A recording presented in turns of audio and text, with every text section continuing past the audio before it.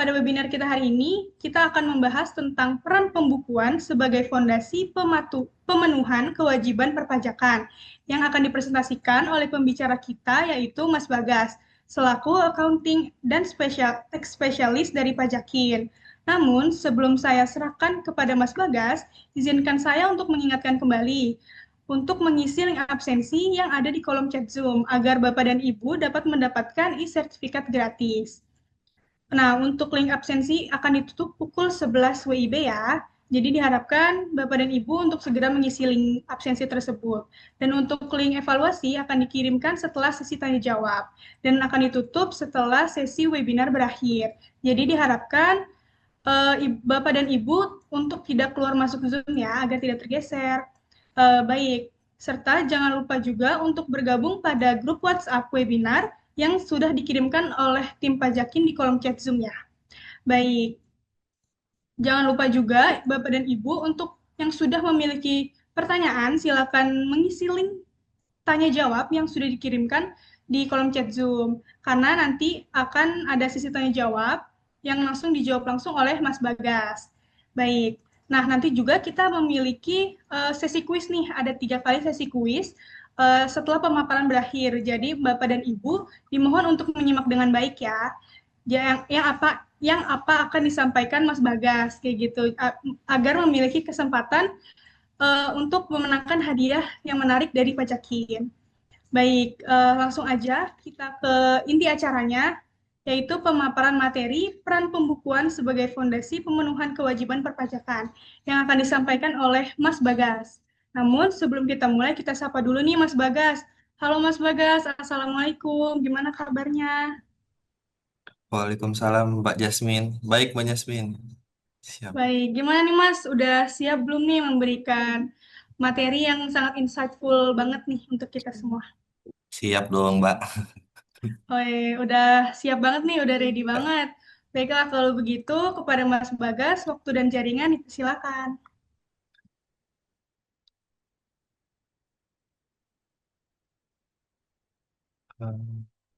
Oke baik. Sebelumnya Assalamualaikum warahmatullahi wabarakatuh.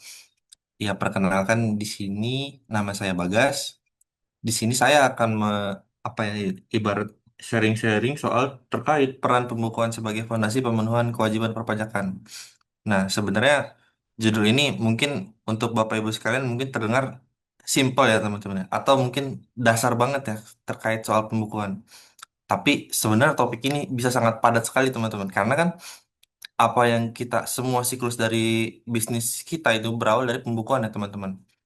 Ya jadi kalau misalnya pembukuan ini kita masih kurang paham atau misalnya kita masih agak terbata-bata gitu ya misalnya dalam pembuatan laporan komersial ataupun laporan fiskal ini bakal jadi sangat penting banget teman-teman, bakal jadi sangat fundamental untuk pekerjaan kita nantinya. Apalagi kan mungkin rata-rata ya teman-teman di sini itu mungkin nanti akan bekerja atau mungkin sudah bekerja di bidang pembukuan atau sebagai accounting ataupun sebagai tax officer gitu. Atau mungkin ada juga yang merupakan sebagai konsultan gitu mungkin ya.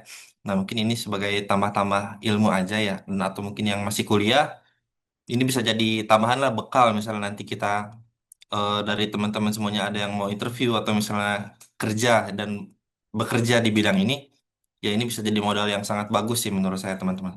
Memang sangat dasar tapi sangat fundamental sekali teman-teman tentang pembukuan ini. Gitu. Nah, oke mungkin cukup segitu ya untuk premis dari saya. Sisanya boleh di next slide-nya. Nah, karena pembahasan kita tentang pembukuan, berarti kita mungkin akan mengenal dulu nih apa sih pembukuan itu. Nah, pembukuan ini di sini ada menurut Undang-Undang Nomor 16 tahun 2009 pasal 1 angka 29.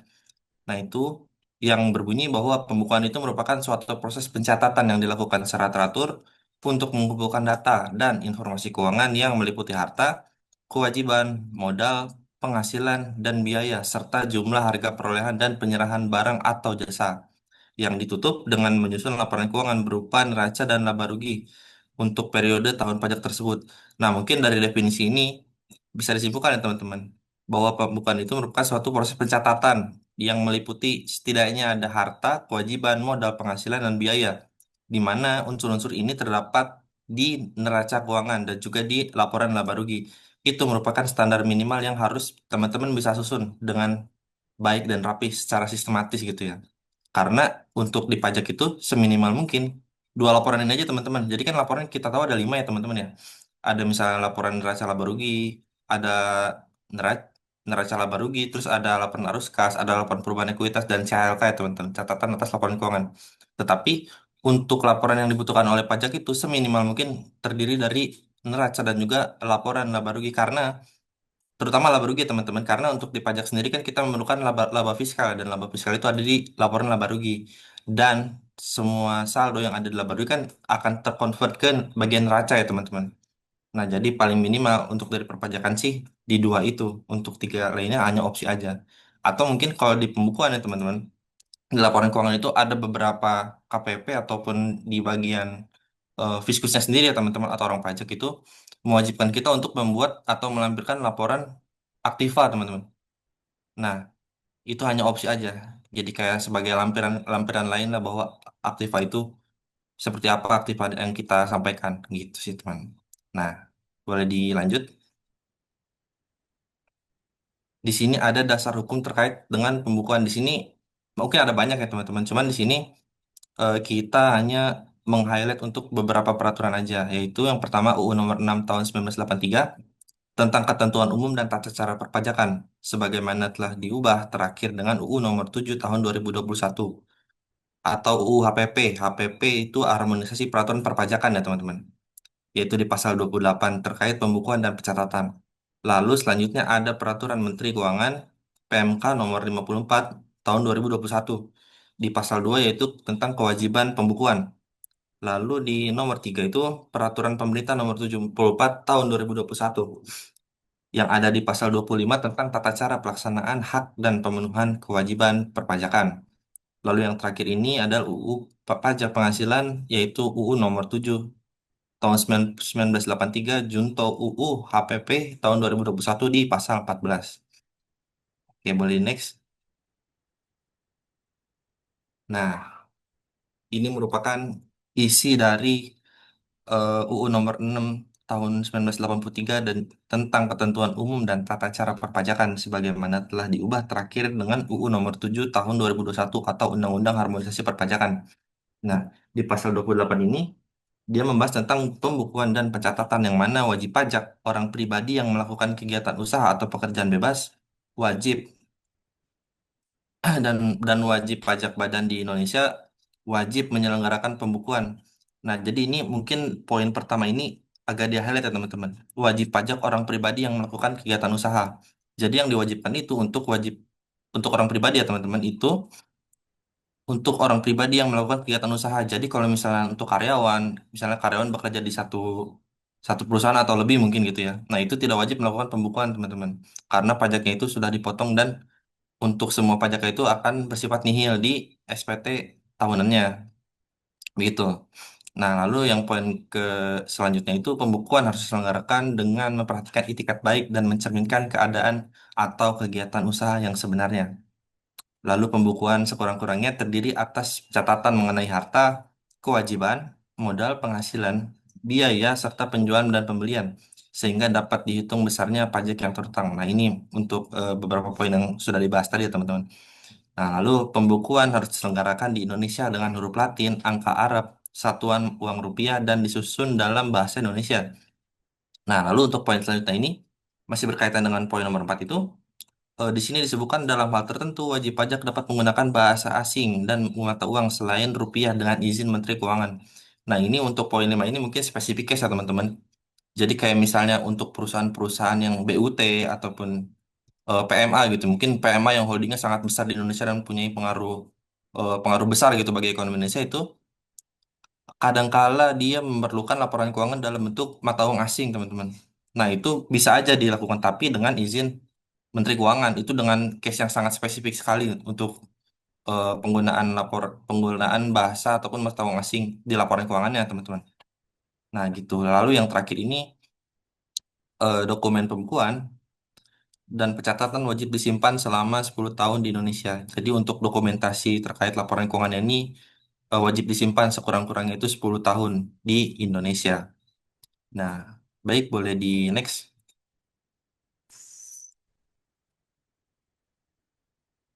Nah, lalu di sini ada PMK nomor 54 tahun 2021, yaitu di pasal 2 terkait kewajiban pembukuan.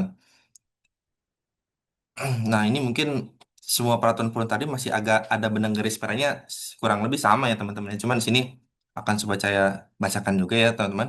Untuk poin pertamanya itu wajib pajak yang diwajibkan melakukan pembukuan harus membuat dan menyelenggarakan pembukuan di Indonesia.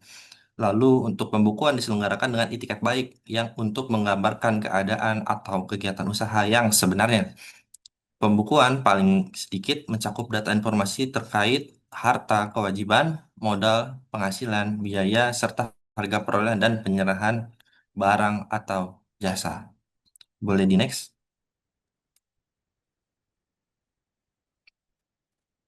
Lalu lanjut di sini peraturan pemerintah PP nomor 74 tahun 2011 tentang tata cara pelaksanaan hak dan pemenuhan kewajiban perpajakan, yaitu di pasal 25 dengan bunyinya itu pembukuan diselenggarakan untuk mengabarkan keadaan atau kegiatan usaha wajib pajak yang sebenarnya dan harus dapat digunakan untuk menghitung besarnya pajak terutang.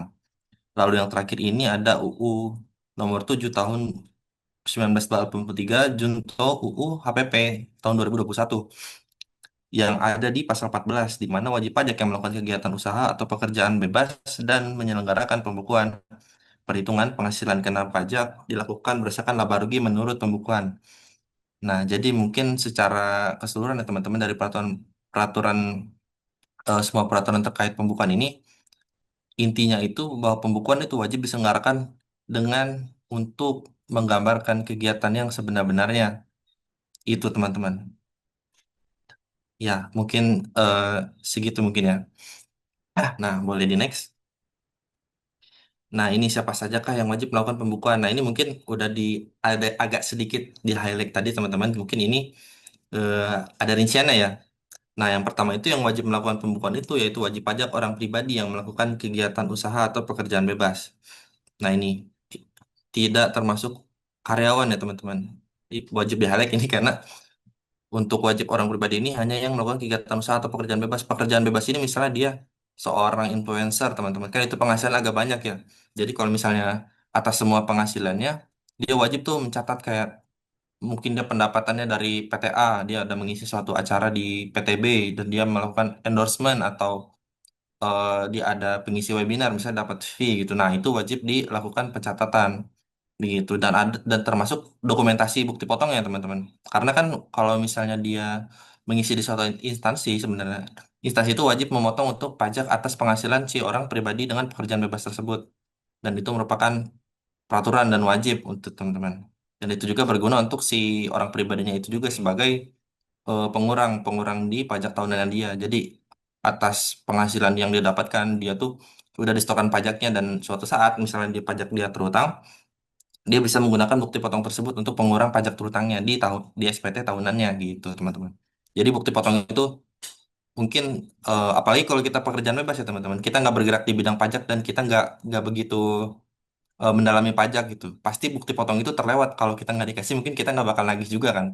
Nah sementara ini kalau misalnya dari sisi pajak itu sangat penting teman-teman. Jadi pengetahuan ini eh, agak harus ditanamkan lah untuk apalagi untuk pelaku pekerjaan bebas ini gitu sih teman-teman.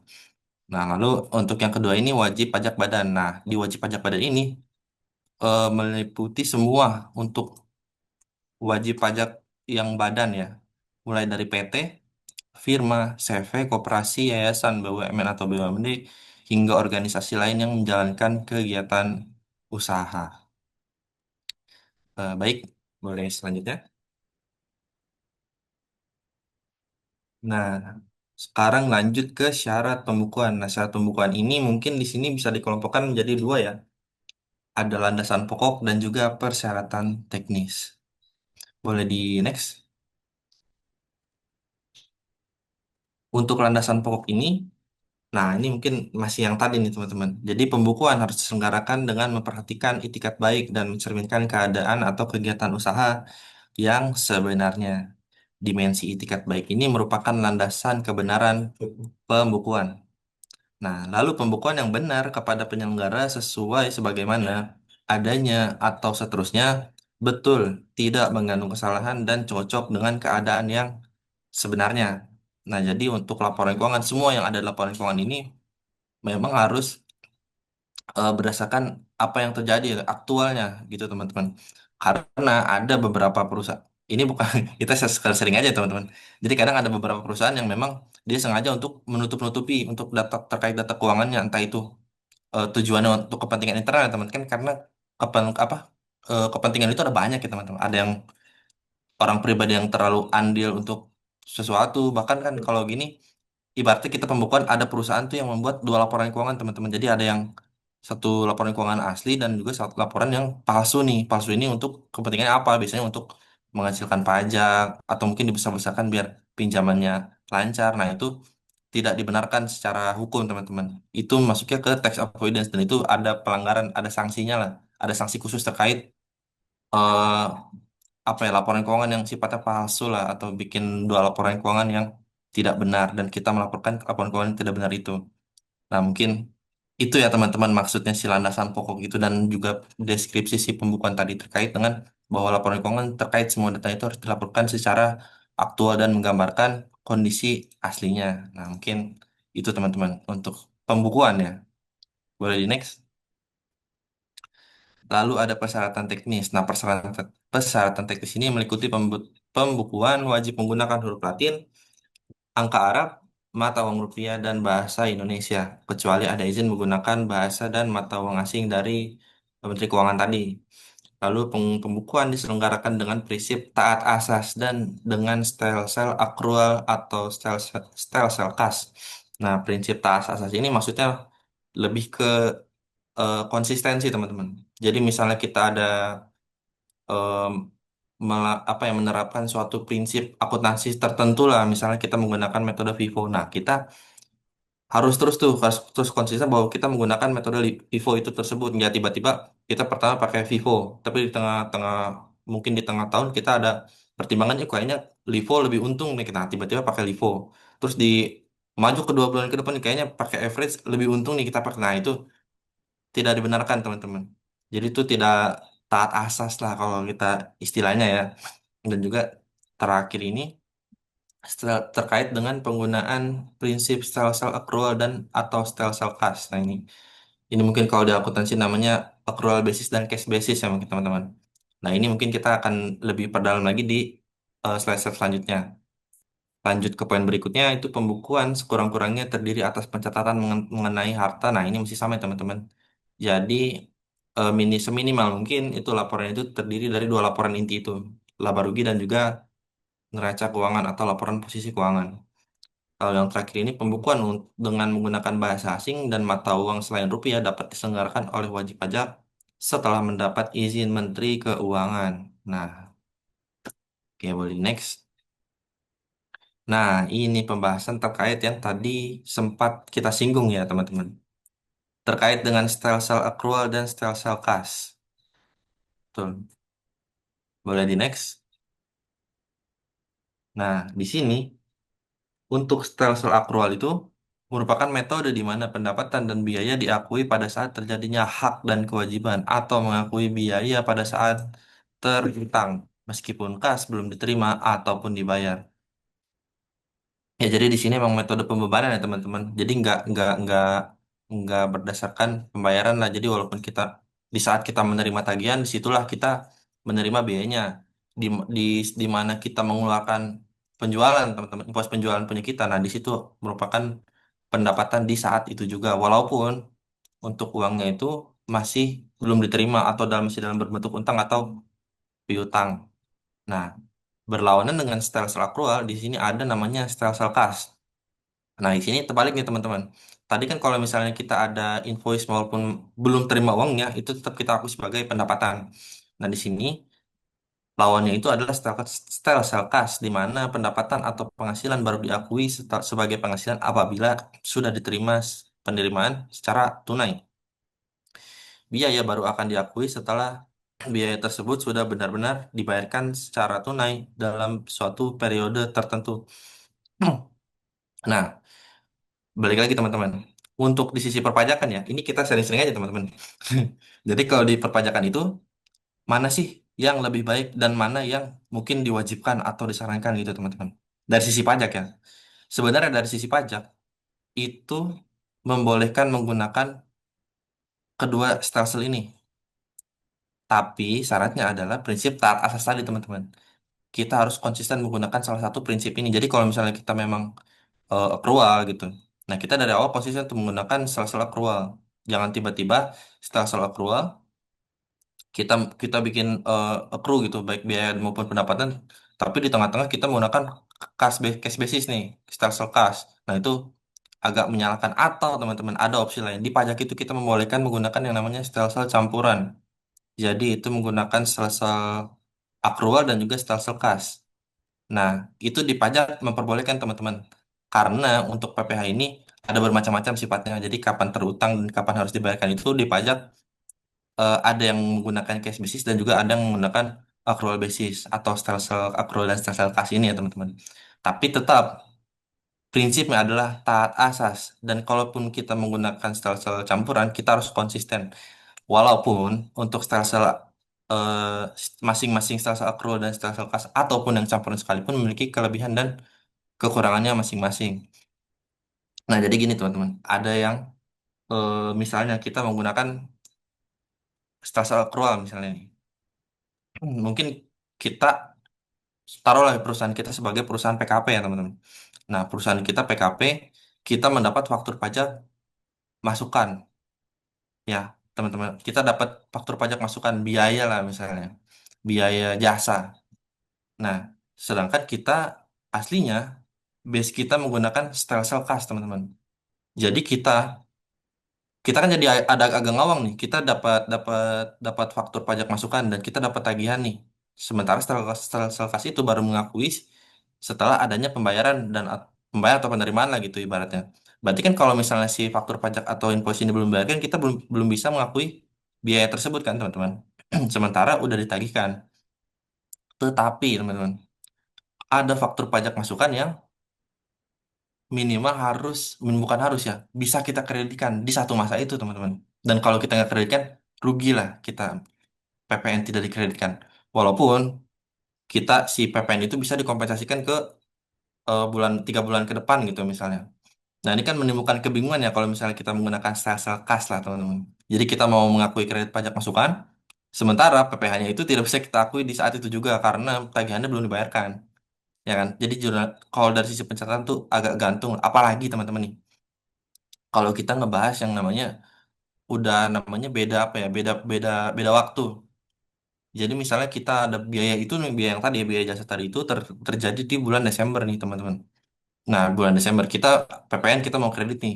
Sementara kita belum bayar invoice dan kita otomatis kita belum buat pajak PPh kita belum terutang lah. Dan kita baru bayar tahun depan nih, teman-teman. Sementara dari vendor itu berarti kan dia di tahun berjalan di tahun 2000 X lah, 2000 yang in Desember ini dia nggak dapat bukti potong kan, dan kredit pajaknya pun dia tidak dapat gitu. Dia baru dapat di tahun depannya. Nah, itu kan bakal menimbulkan kebingungan ya, teman-teman. Jadi kayak penjualnya di tahun 2024 misalnya, tapi bukti potongnya di tahun 2025. Apakah itu masalah? Enggak, teman-teman. Cuma itu hanya beda waktu aja. Cuman, ya itu tadi, kayak ada beberapa kontrol yang terlepas dah. Harusnya si vendor ini dia punya kredit pajak sekian gitu, karena kita udah potong di tahun 2024, tapi kita malah belum buat bukti potongnya gitu sih. Jadi kayak dari sisi vendor juga agak merasa dirugikan lah gitu. Jadi kalau untuk beberapa saran ya teman dari berdasarkan diskusi dan juga teman-teman saya di pajak gitu ya. Mungkin yang paling pas itu di structural accrual. Mungkin yang paling mendekati yang paling paling aman lah itu di accrual ya. Dengan berbagai kelebihan dan kekurangannya gitu. Itu sih sebenarnya. Konsistensi sih intinya, teman-teman. Karena kan nggak semua perusahaan tuh pasti ya, nggak semuanya itu cocok menggunakan structural accrual ataupun structural cash. Pasti kan ini juga penggunaan ini juga berdasarkan pertimbangan internal kan. Kayaknya perusahaan kita nggak sebegitu banyak nih, nggak sebegitu besar misalnya, nggak sebegitu kompleks, atau perusahaan kita misalnya seliquid itu nih, se misalnya seliquid itu ya, kayak misalnya kita kayaknya utang-utang kita bisa dibayar dalam jangka waktu yang cepat nih, misalnya kita dapat invoice tanggal 1 dibayar tanggal 5 atau minimal di bulan yang sama tuh. Nah, itu masih mungkin masih bisa ya menggunakan stelsel kas. Walaupun ya teman-teman sendiri kan pasti udah tahu ya apa kekurangan sih stelsel kas dan accrual itu. Kalau sales kan ya pasti kan harusnya ada penjualan nih untuk ada utang piutang lah. Cuman karena sales itu baru mencatatnya itu waktu ada pemasukan ataupun pengeluaran, nah itu kan baru terjadi di situ. Sementara harusnya udah ada nih nilai piutang ataupun utang yang dicatat di laporan keuangan tapi ini enggak gitu. Kasih. Jadi kalau paling deket sih ya teman-teman ya. Ini kalau misalnya kita boleh kasih saran sih, kita sih pakainya setelah accrual itu udah paling paling apa ya? Paling sesuai lah, paling jarang kena dispute lah kalau dari sisi pajak juga gitu. Gitu sih teman-teman. Nah, coba boleh dilanjut ya slide-nya. Nah, terkait yang tadi dibahas untuk sel apa? Accrual dan basis, ini juga terkait dengan sistem pemungutan pajak di Indonesia. Nah, ah, jadi inti dari semua inti dari apa ini ya maksudnya ya? Mau itu penjurnalan dan juga penerapan ya, penerapan pajak dan juga akuntansi ini semuanya ada di sini teman-teman. Di sini ada prinsip yang namanya self assessment. Ini merupakan sistem prinsip perpajakan yang umum lah, yang umum di Indonesia. Yaitu sistem self assessment ini sistem pemungutan pajak di mana wajib pajak diberi kepercayaan penuh untuk menghitung, menyetor, dan melaporkan sendiri besarnya pajak yang terutang sesuai dengan ketentuan undang-undang. Nah, di prinsip yang ini teman-teman, jadi kita itu oleh negara gitu ya, oleh pemerintah lah, kita itu diberikan eh, kepercayaan nih atas semua transaksi ataupun semua kejadian yang ada di wajib pajak kita atau misalnya di perusahaan kita itu, kita wajib mengenali unsur-unsur objek pajak apa aja yang terjadi di perusahaan kita tersebut di suatu transaksi gitu ya. Jadi misalnya kita nih, kita kan tahu ya, kita kan di sini mungkin PPh yang bulanan itu sebagian besar kan PPh satu ya teman-teman, PPh satu gaji, 22 atas pembelian gitu ya, 23 itu atas jasa sewa ya Mas. Secara umum jasa dan sewa lah misalnya. PPh 4 ayat 2 itu persewaan tanah dan bangunan gitu ya. Lalu di 25 itu ada angsuran, di 26 itu ada jasa luar negeri, 15 itu perkapalan gitu. Nah, mungkin nah kita ambil contoh di PPh 23 aja teman-teman. Misalnya kita ada menggunakan jasa konsultan. Kita nih, kita sebagai wajib pajak akan membayar atau menggunakan jasa konsultan. Nah, invoice dari konsultan itu 10 juta misalnya teman-teman. Nah, kita karena kita menggunakan self assessment, kita wajib nih, teman-teman mengenai kalau oh sebenarnya si jasa konsultan ini dia objek pajak apa bukan ya teman-teman. Nah, gitu. Jadi self assessment itu jadi kayak radar kita lah bahwa wajib pajak dipaksa untuk mengetahui apa yang kita lakukan di perusahaan itu. Jadi kayak konsultan tadi tuh kita, oh apa apa misalnya si jasa konsultan ini objek pajak apa bukan ya? Nah kalau misalkan di objek pajak, ya berarti kita kan ada kewajiban nih untuk menyetorkan pajaknya ke negara. Nah gitu. Jadi kalau nggak ada rambu-rambu lah kayak misalnya kita, nih nanti tolong kita harus store gini-gini. Enggak sih teman-teman. Atau mungkin kalau misalnya vendor sudah dewasa ya teman-teman, atau mungkin sudah paham lah bahwa misalnya dari pihak vendor gitu, dari pihak kita sebagai pembeli atau pengguna jasa itu wajib menyetorkan tuh biasanya di invoice sudah dikurangin teman-teman. Jadi dari 10 juta itu harga jual ya atau mungkin DPP. Misal ada PPN ditambah PPN dan juga kalau misal ada PPh yang wajib si pembelinya itu atau penggunanya itu potong, berarti sudah dikurangi tuh. Jadi DPP plus PPN dikurang PPh itu nominal tagihannya terakhir. Nah itu sih lebih bagus ya teman-teman. Cuman kadang-kala kan nggak semuanya vendor tuh mencantumkan itu ya. Nah, ini di sinilah fungsi self assessment ini bermain nih, di mana kita wajib lah menyetorkan atas kita eh, sadar lah bahwa kita ini oh ada unsur pajaknya dan kita wajib menyetorkan ke negara. Nah, ini self assessment ini yang paling umum ya teman-teman. Ini yang paling umum dan masih berlaku dan diberlakukan sampai saat ini. Itu. Tapi sebelum self assessment ini ada, kita ini dulu per tahun 83 itu ya kalau nggak salah itu tahun lalu tahun-tahun dulu lah itu menggunakan prinsip yang namanya official assessment. Apa sih official assessment ini?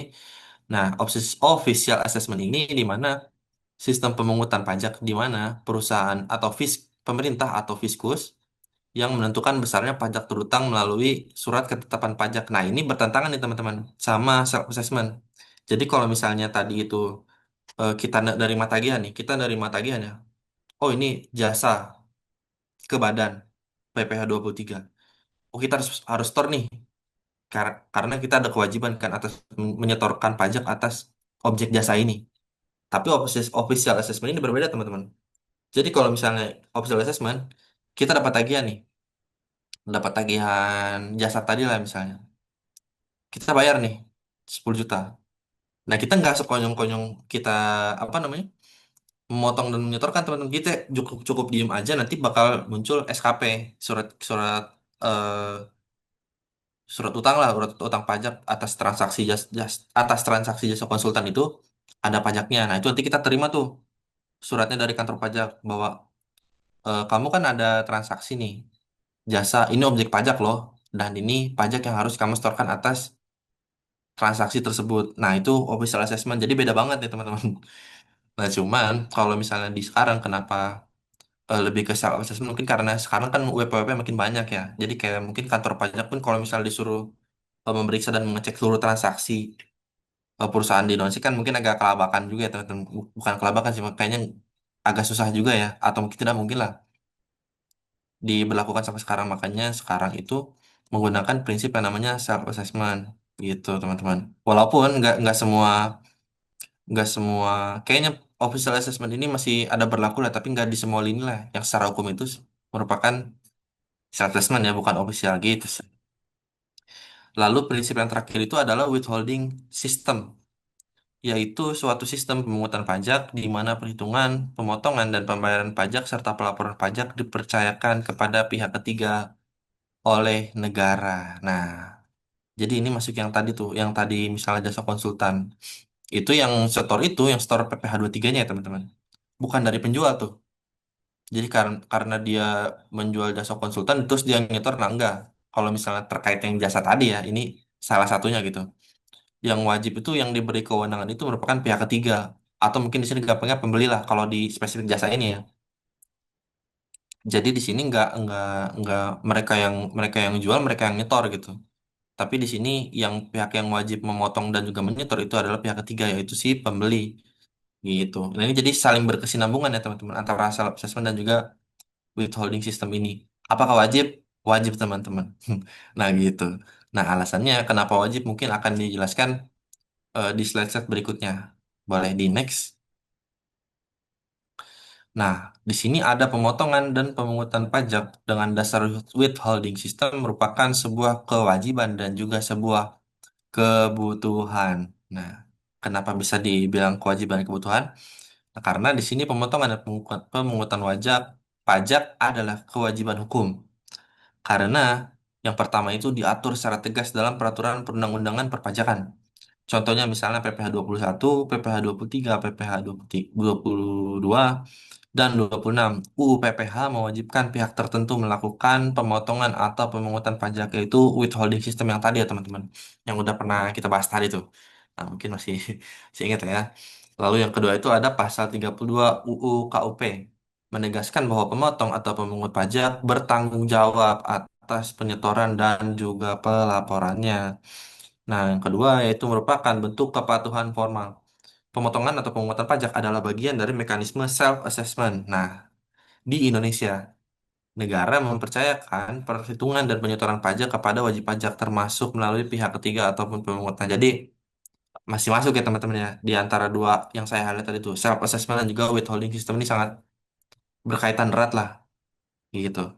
Lalu yang ketiga itu sanksi diberlakukan bila tidak dilaksanakan. Kegagalan memotong atau memungut pajak dapat dikenai sanksi administrasi berupa bunga atau denda, bahkan pidana pajak dalam UU KUP pasal 38 dan 39.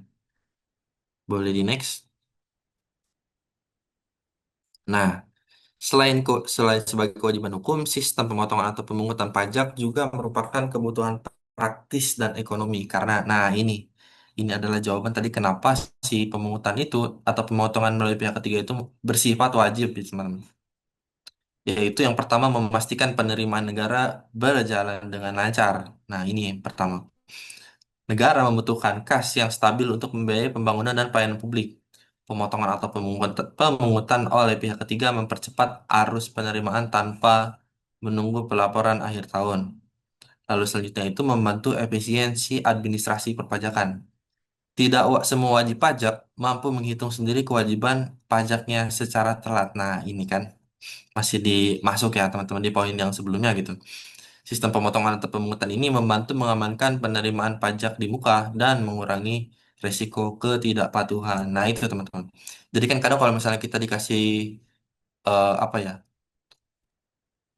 dikasih semacam apa ya, kayak misalnya eh, peraturan lah bahwa kita harus menyetorkan sendiri atas penghasilan kita gitu kan, itu kan bisa menimbulkan kayak, oh kayaknya gue bisa deh, bisa bisa karena ini cuman perusahaan kita sendiri, ya udah kita bayar nanti aja gitu. Nah itu ada kemungkinan seperti itu mungkin ya alibinya gitu. Tapi kan kalau misalnya ini berhubungan sama lawan transaksi ya, dan itu disifat diwajib ya teman-teman. Jadi kan si perusahaan yang tadi harusnya menyetor sendiri itu dia nggak bisa ngelak tuh. Mau nggak mau si perusahaan yang lawan transaksi memotong dan menyetor kan. Nah itu inti dari membantu efisiensi administrasi perpajakan ini gitu. Jadi biar nggak apa ya, nggak melalaikan lah kewajibannya untuk setor pajak. Jadi dipotongnya itu atau disetorkan itu melalui pihak ketiga lain itu, vendor lah istilahnya teman-teman. Nah, lalu yang ketiga itu menciptakan keadilan dan pemerataan pajak, di mana dengan sistem ini pajak dibayar secara proporsional sesuai penghasilan atau transaksi sehingga tidak menimbulkan beban besar sekaligus bagi wajib pajak. Lalu yang terakhir itu adalah memberikan kepastian dan kemudahan bagi wajib pajak. Karena pajak sudah dipotong atau dipungut di awal, wajib pajak tidak perlu repot membayar sendiri secara terpisah. Nah, hal ini dapat mengurangi kemungkinan kesalahan hitung. Nah, itu mungkin untuk alasan ya kenapa menjadi wajib lah itu. Ini dia ada di self assessment dan withholding system. Tapi teman-teman, ini kita sekedar ini ya, apa ya, sharing lah. Jadi kan dilemanya itu kita diberikan kewenangan ya untuk menghitung dan juga menyetorkan atau menyadari sendirilah atas transaksi yang kita lakukan di perusahaan. Self assessment lah ibaratnya tuh, ya itu teman-teman tadi. Tapi walaupun kita udah diberi kewenangan itu, fiskus ataupun orang pajak itu beranggapan lain teman-teman. Jadi kan kita kan semacam kayak kita diberi kepercayaan bahwa kita nih benar lah dan juga kita sudah sesuai lah melakukan apapun itu transaksi sesuai dengan perundang-undangan.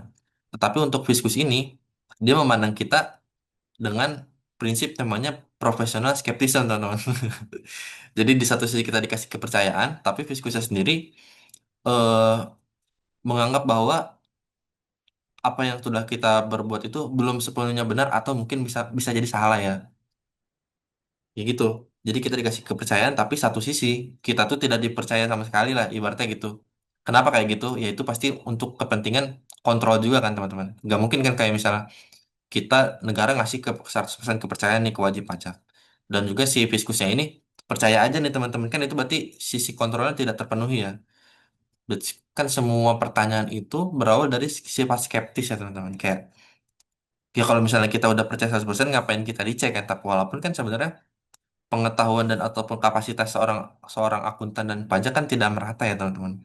Itu sih, itu dilemanya sih teman-teman antara self assessment ya, antara kita wajib pajak dengan fiskus ini dengan pajak badan. Cuman ya lambat laun lah itu memang bakal terbiasa lah gitu.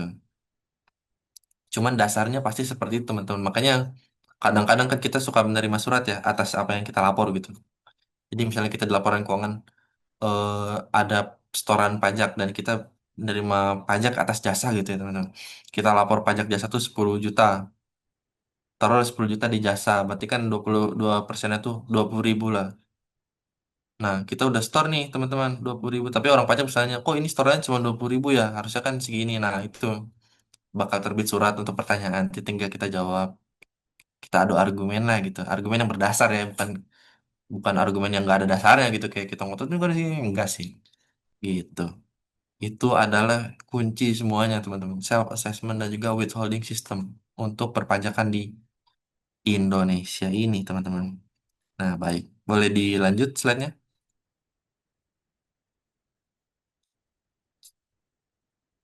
Nah, di sini kesimpulannya itu, pemotongan dan pemungutan pajak merupakan kewajiban negara karena diperintahkan oleh undang-undang dan memiliki sanksi apabila tidak dilaksanakan.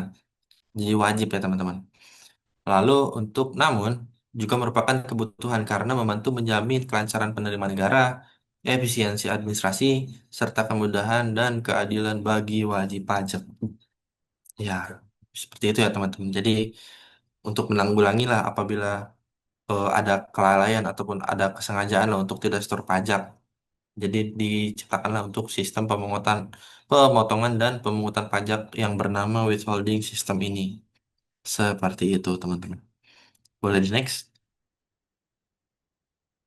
Nah, ini kita lanjut setelah kita tahu ya teman-teman dasar-dasar kayak dari peraturan perpajakan dan juga kapan terhutangnya, eh, bagaimana sistem pencatatannya, prinsipnya apa, yaitu setelah keluar, setelah campuran juga bisa.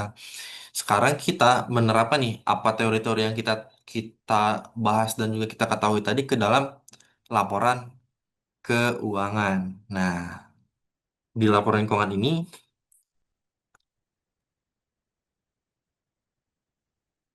nah di laporan keuangan ini ada yang namanya siklus siklus akuntansi lah mungkin ya kalau kalau kita familiar ya nih, di mana segala eh, transaksi ataupun segala pencatatan itu berangkat dari yang namanya bukti transaksi. Mungkin ini terlihat sederhana ya teman-teman, tapi coba kita breakdown ya. Jadi semua pencatatan itu berawal dari bukti transaksi. Tanpa adanya bukti transaksi, kita tidak bisa menjurnal ataupun mencatatnya dalam laporan keuangan. Normalnya begitu teman-teman. Jadi kalau misalnya nggak ada bukti transaksi, nggak ada misalnya mutasi, itu kita nggak bisa nyatat lah bahwa itu merupakan biaya ataupun pendapatan dari perusahaan. Misalnya bukti transaksi ini kunci sih teman-teman. Kunci kevalidan lah. Misalnya nanti kita suatu saat laporan kita diaudit, kayak misalnya dari KAP atau misalnya dapat pemeriksaan lah teman-teman dari kantor pajak. Nah, bukti transaksi ini merupakan hal yang sangat fundamental lah. Pasti yang ditanyain kan semuanya tentang bukti ya. Apa yang kita tuangin ini buktinya apa gitu. Kenapa kita bisa menjurnal ataupun mencatat suatu transaksi A atau transaksi B itu ke laporan keuangan kita, buktinya apa? Dan apakah dari bukti transaksi itu dan juga penjurnalannya itu memang benar adanya dan juga dapat diakui di laporan keuangan kita, teman-teman. Nah, itu bukti transaksi ya. Lalu dari bukti transaksi ini kita lanjut ke penjurnalan, yaitu pencatatan yang tadi. Nah, setelah penjurnalan ini lanjut ke buku besar, lalu ke neraca lajur, laporan keuangan komersil. Nah, dari penjualan ini normalnya itu menghasilkan yang namanya laporan keuangan komersil, teman-teman. Atau laba rugi lah, laba rugi, tapi sebenarnya laba rugi sebelum pajak. Nah, pajaknya di mana, teman-teman? Kan laba rugi sebelum pajak ya. Nah, pajaknya ini kita harus melalui proses yang namanya rekonsiliasi fiskal. Nah, jadi rekonsiliasi fiskal ini apa sih, teman-teman? Jadi rekonsiliasi fiskal ini dia itu memisahkan nih mana aja biaya yang ada di laporan komersil itu yang boleh diakui secara pajak dan enggak, teman-teman. Intinya rekonsiliasi fiskal itu untuk mengoreksi lah biaya-biaya yang nggak bisa diakui pada biaya atau pendapatan ya teman-teman. Bukan cuma biaya yang ada di laporan komersil bisa diakui di fiskal apa enggak. Itu namanya koreksi positif dan juga negatif. Nah, ini nggak ada di slide ya teman-teman. Jadi mungkin saya agak jelaskan aja. Karena ini kan lebih spesifik ke pembukuan ya. Mungkin kalau misalnya ada di fiskal itu mungkin di pertemuan atau webinar yang lain nih yang lebih eksplisit lah membahas tentang rekonsiliasi fiskal ataupun laporan keuangan fiskal. Nah, di rekonsiliasi fiskal ini koreksinya ini ada dua, teman-teman. Ada koreksi positif dan juga koreksi negatif. Nah, koreksi positif itu apa sih? Jadi, koreksi positif itu koreksi yang menyebabkan suatu laba fiskal itu meningkat. Paling simpelnya adalah di koreksi positif itu koreksi atas biaya, teman-teman. Jadi kan prinsip kita di laporan laba rugi ya untuk menghitung eh, laba fiskal lah. Itu kan simpelnya terdiri ada pendapatan ya teman-teman. Pendapatan dikurangi beban, ya kan dikurang atau ditambah beban penghasilan lain kan. Nah itu kan jadi laba sebelum pajak tuh. Nah koreksi fiskal ini normalnya itu dia mengoreksi biaya nih teman-teman. Tadi kan definisinya koreksi positif adalah koreksi yang bisa menyebabkan laba fiskal bertambah. Nah otomatis kan kalau misalnya di sumber laba kita kan dari pendapatan ya teman-teman. Dan biaya nih. Nah apabila biayanya dikoreksi atau kita anulir lah istilahnya. Berarti kan laba kita semakin besar kan teman-teman. Jadi harusnya penjualan kita 100 juta nih, biaya kita 50 juta. Otomatis laba kita kan 50 juta ya teman-teman. Nah ini merupakan objek PPh nih. si 50 juta ini kan dari pendapatan dikurangin biaya. Tapi misalnya secara pajak si biaya 50 juta ini tidak bisa diakui teman-teman. Jadi laba kita 50 di 100 juta, lalu ada biayanya itu 50 jutanya kita koreksi teman-teman. Nih, kita koreksi 50 jutanya kita anulir lah, kita buang kemana gitu. Otomatis kan penghasilan kena pajak kita atau laba fiskal kita kan 100 juta. Nah, 100 juta ini yang bakal kena pajak dan juga besar sekali ya teman-teman ya karena pengoreksian biaya itu gitu. Itu teman-teman. Namanya rekonsiliasi fiskal. Secara umum ya teman-teman. Ini sih sharing-sharing aja ya. Karena ini dari semua siklus ini yang paling vital itu ada di dua nih sebenarnya nih. Ada di penjurnalan dan juga di rekonsiliasi fiskal. Nah, jadi penjurnalan ini sebenarnya nih apa yang ada di laporan keuangan itu tergantung dari gimana kita membawakannya teman-teman. Nah, tapi teman-teman ini mungkin agak kecepatan ya. Cara-cara cara apa ya? Cara kita mengetahui mana yang baik dan benar itu kan kita harus memfilter ya teman-teman. Apa yang mana yang salah, yang mana yang merupakan biaya bisa diakui atau misalnya biaya yang kena koreksi itu biaya seperti apa atau pendapatan yang kena koreksi itu pendapatan seperti apa.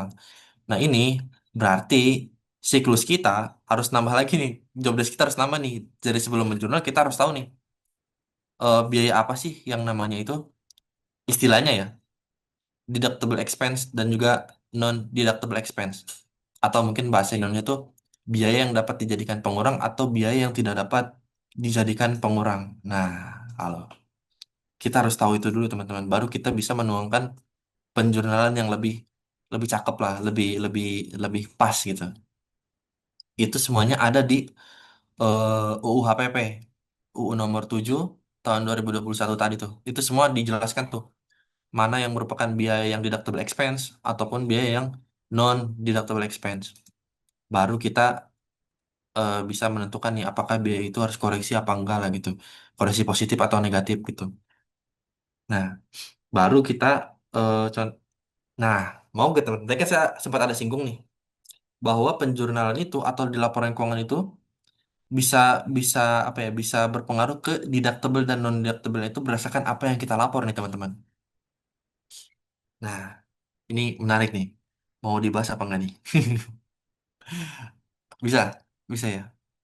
Nih, kita ambil contoh ya teman-teman. Ini salah salah satu aja ya. Ini nggak terlalu nggak terlalu advance advance lah karena kita kan fokusnya ke pembukuannya. Mungkin kalau fiskal mah yang nanti aja lah. Di eh oke nih ada Pak Yudi ya bahas nih. Boleh nih. Mungkin lebih enak ini aja ya. Kita apa namanya? Share screen lah. Sebentar nih. Coba kita share screen di Excel mungkin ya. Wait, start. Kita bahas salah satu ya, salah dua lah, yang paling eh, apa ya, paling umum lah, atau misalnya yang paling dekat lah dengan sehari-harinya kita di transaksi di perusahaan nih. Kita bahas di UU HPP itu ada yang namanya biaya non deductible terkait dengan biaya pajak, teman-teman. Nah, biaya pajak ini apa sih? Jadi biaya pajak ini adalah biaya yang biaya atas PPh ini kita spesifik bahasa PPh ya, teman-teman. Biaya atas PPh yang ditanggung oleh perusahaan. Jadi semisalnya kita nah, kita bahas langsung ke Excel aja ya. Coba deh. Kita share screen. Gimana, Gus? Ini ya. Nih, oke. Excel terlihat gak, teman-teman? Terlihat ya? Nah, kita ambil contoh yang tadi nih, teman-teman. Biaya jasa. Kita biaya jasa ya, teman-teman. Di pikiran kita, kita dapat invoice biaya jasa. Jasa konsultan lah, misalnya solusi ya. Dari PT Solusi Anak Negeri sebesar 10 juta. 10 juta. Nah, dari sini kita mulai nerapin nih teman-teman pembahasan yang tadi kita di awal nih. Bahwa kita harus menyadari setiap transaksi kita ini merupakan objek pajak atau bukan. Nah, kita dapat invoice dari dari solusi PT Solusi Anak Negeri ini merupakan biaya jasa. Nah, kita harus bedah dulu nih. Transaksi kita ini objek pajak atau bukan? Biaya jasa itu merupakan objek pajak apa nih, teman-teman? Ada yang tahu gak? Jasa dari PT Solusi Anak Negeri ya? Coba. PPh tiga. Nah, benar teman-teman. Jadi di kita ini secara umum ya teman-teman ya, ini bisa terkena PPh tiga jasa. Tarifnya 2%. Mungkin nggak ini nggak tarifnya nggak 2%? Coba, ada yang tahu nggak? Coba nih. Mungkin nggak sih PPh si jasa jasa jasa konsultan dari si PT Solusi ini tidak tidak kena PPh 23 2%. Nah, kalau jawabannya bukan bukan karena dia pribadi ya, karena kan ini jelas-jelas PT ya teman-teman ya. Mungkin nggak pakai ada tarif-tarif yang lain lah, bukan PPh 23 2%. Ada teman-teman. Kalau misalnya dia si PT Solusi ya teman-teman, terdaftar fasilitas namanya fasilitas UMKM teman-teman. Si PP 23 tahun 2018 ya, atau mungkin yang sekarang yang lebih update itu PP 55 tahun 2022. Itu tarifnya jadi final 0,5% teman-teman. Nah, jadi kita harus sadar dulu nih, ini self assessment yang kedua nih, kita tahu nih, si jasa ini dia objek pajak dan dia merupakan PPh tiga normalnya teman-teman atas jasa itu.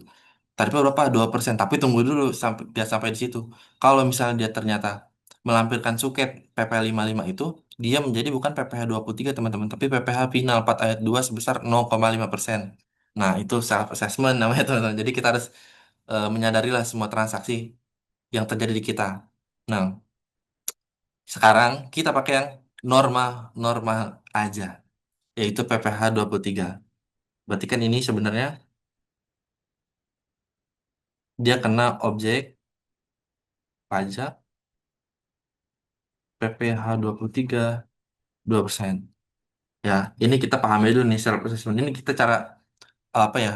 eh, Menyadari lah ini siklus kita sebagai akunting and tax atau nanti ada yang kerja sebagai FAT ya. Ini Bapak Luga ada lah. Ya sebagai FAT, finance iya, accounting iya, tax iya. Kita sadar nih, ada transaksi jasa 10 juta. Normalnya teman-teman, jurnal itu akan dicatat sebagai biaya, jasa, dan hutang lah ya kita hutang. Hutang kas, hutang usaha sebesar sini. Berarti sebesar 10 juta. Nah, menurut teman-teman ini udah benar apa belum teman-teman? Coba, kira-kira.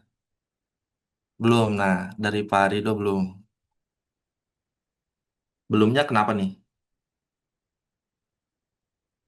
Nah, belum ada PPh dan juga PPN. Nah, kalau PPN mungkin spesifiknya nanti dulu ya teman-teman ya. Ini kita di PPh dulu. Karena ini kita nggak ada nge-state dia PKP atau bukan ya. Pertanyaannya, benar teman-teman. Ini jurnalnya belum lengkap. Karena belum ada PPh-nya. Di mana PPh ini kan kita wajib memotong, kita sebagai pembeli ya teman-teman. Kita wajib memotong PPh atas jasa. Benar sekali. Berarti jurnal seharusnya adalah kita menambahkan akun yang namanya hutang PPh H23 yaitu sebesar 2%. Nah, ini teman-teman, jurnal normal. Normal seperti ini teman-teman. Jadi atas biayanya itu kita tetap akui 10 juta dan juga utang usahanya itu yang kita setorkan nanti ke si PT Solusi itu 9.800.000. Lalu ada hutang PPh tiga itu yang harus kita setorkan ke negara itu sebesar 200.000 gitu. Tapi kalau misalnya tadi jawabannya ada yang bilang jurnal tadi belum lengkap atau mungkin sisi tadi lihatnya belum ada yang bilang salah ya teman-teman ya. Nah, bagus ya teman-teman. Jawabannya bukan salah karena jurnal itu sebenarnya tergantung kreativitas bukan kreativitas sih sebenarnya. Lebih ke apa ya?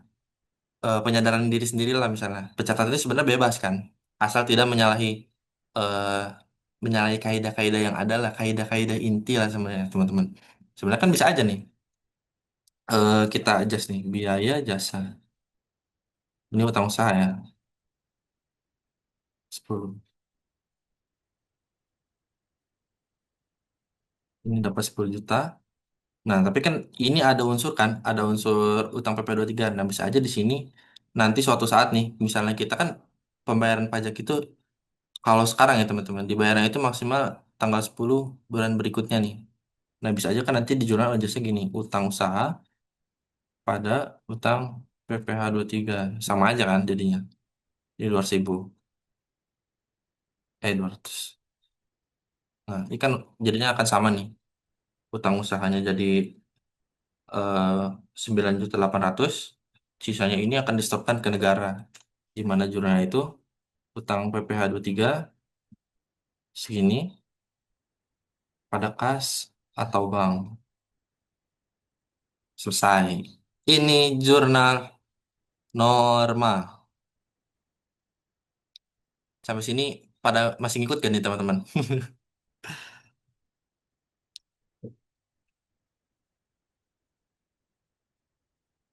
Masih ngikut ya. Nah, ini kita note ya teman-teman ya. Ini maaf ya teman-teman kalau misalnya kita agak lama nih, biar ini aja biar agak jelas gitu lah. Karena ini kan masih terkait tema kita ya tentang pembukuan lah. Ini jurnal normal. Jurnal normal. Nah, gimana kalau ternyata si vendor ini nggak mau dipotong teman-teman? Ada yang tahu gak? Gimana kalau ternyata si vendor ini, si PT Solusi ini dia maunya terimanya bulat-bulat 10 juta. Dia nggak mau dipotong si 200 ribunya itu.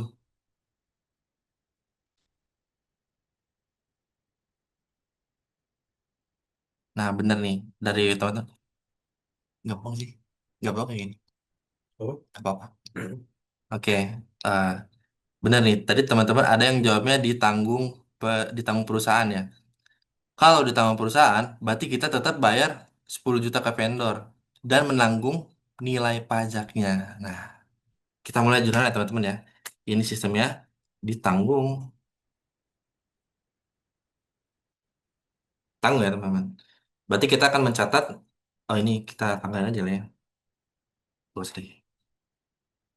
Ini biaya jasa senilai 10 juta, ya. Di sini ada hutang PPh 3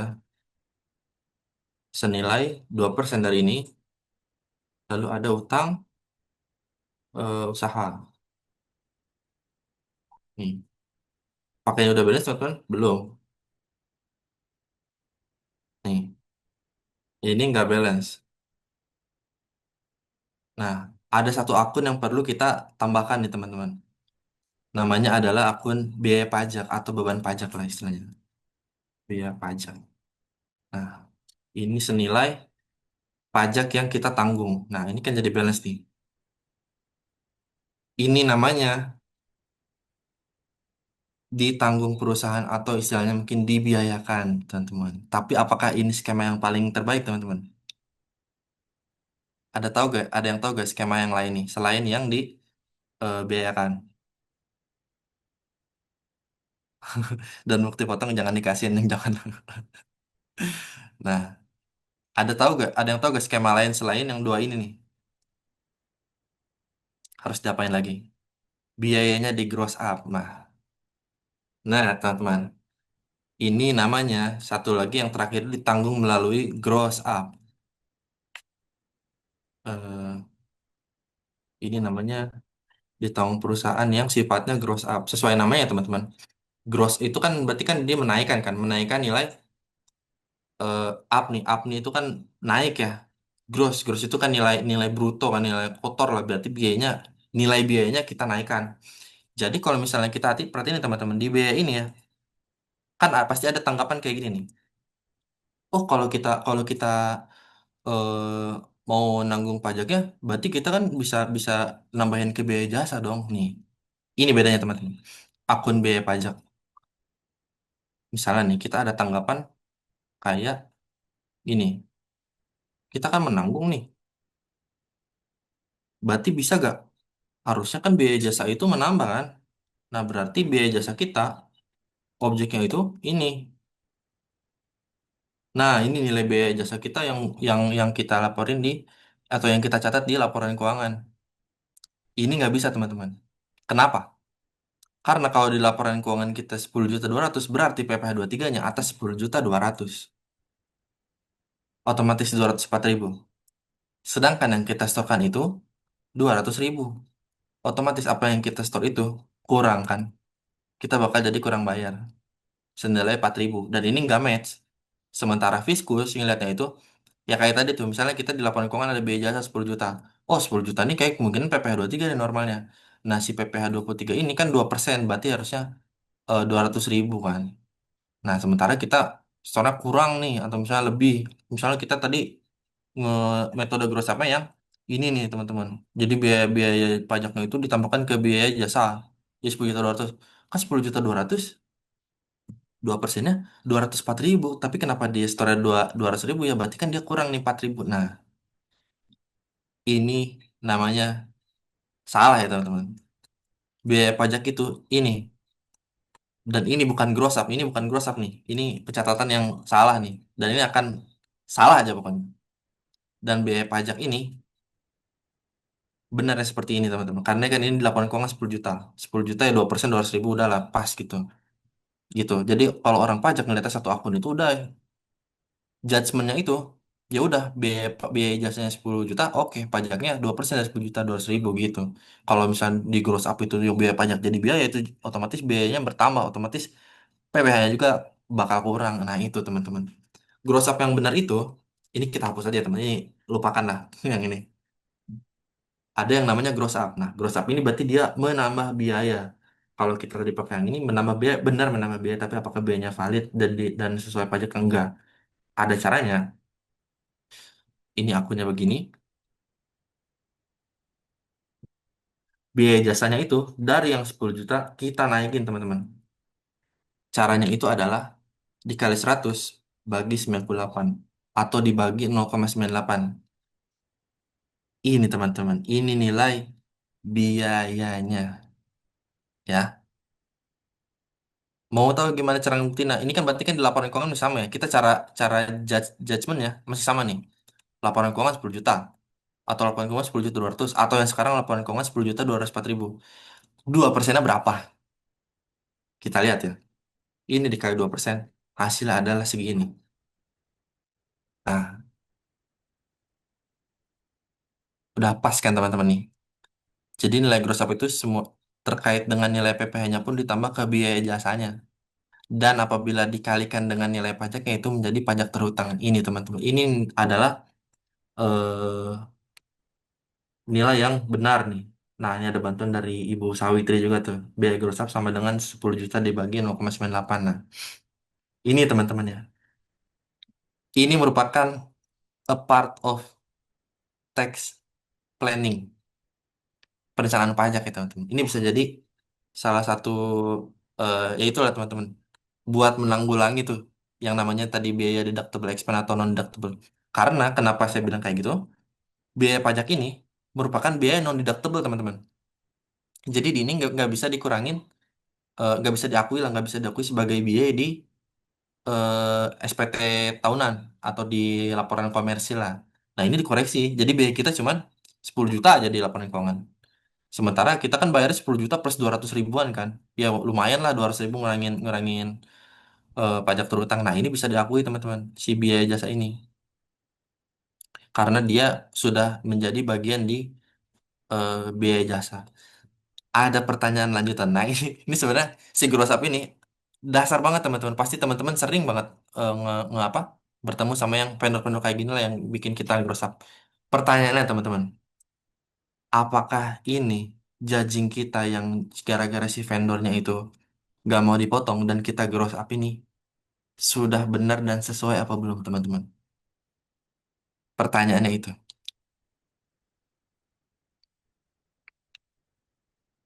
Sudah benar belum apa yang kita lakukan untuk nilai gross up dan juga keputusan kita untuk menggross up?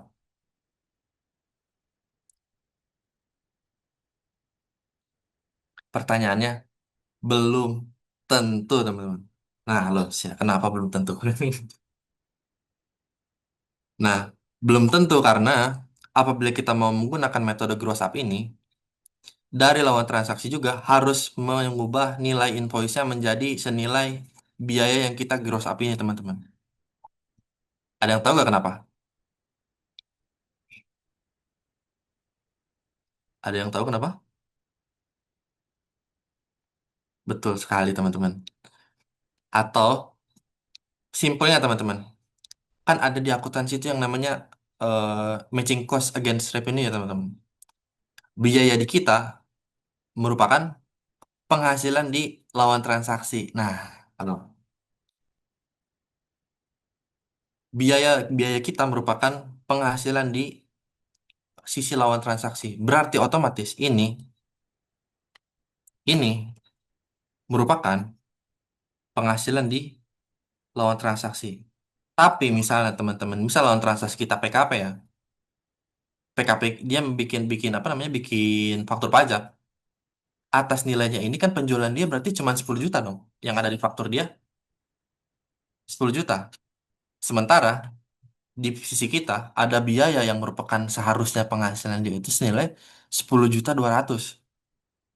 Otomatis dari sisi lawan transaksi ada kemungkinan orang pajak lihatnya bahwa ada penghasilan yang belum dilaporkan senilai 204 ribunya ini, teman-teman.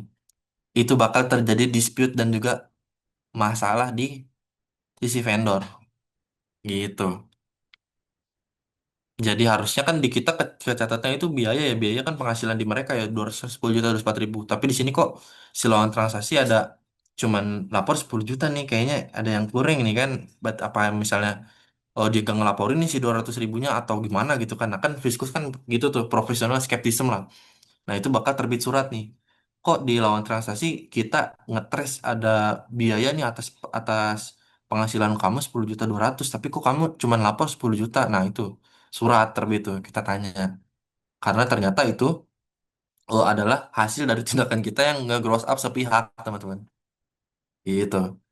Jadi dari dia kena masalah, dari kita juga ya dari dia intinya kalau di titik ini dianya kena masalah. Bisa gak kita kena masalah juga, teman-teman? Bisa gak? Pertanyaannya bisa gak dari kita yang gurusap sepihak ini jadi masalah?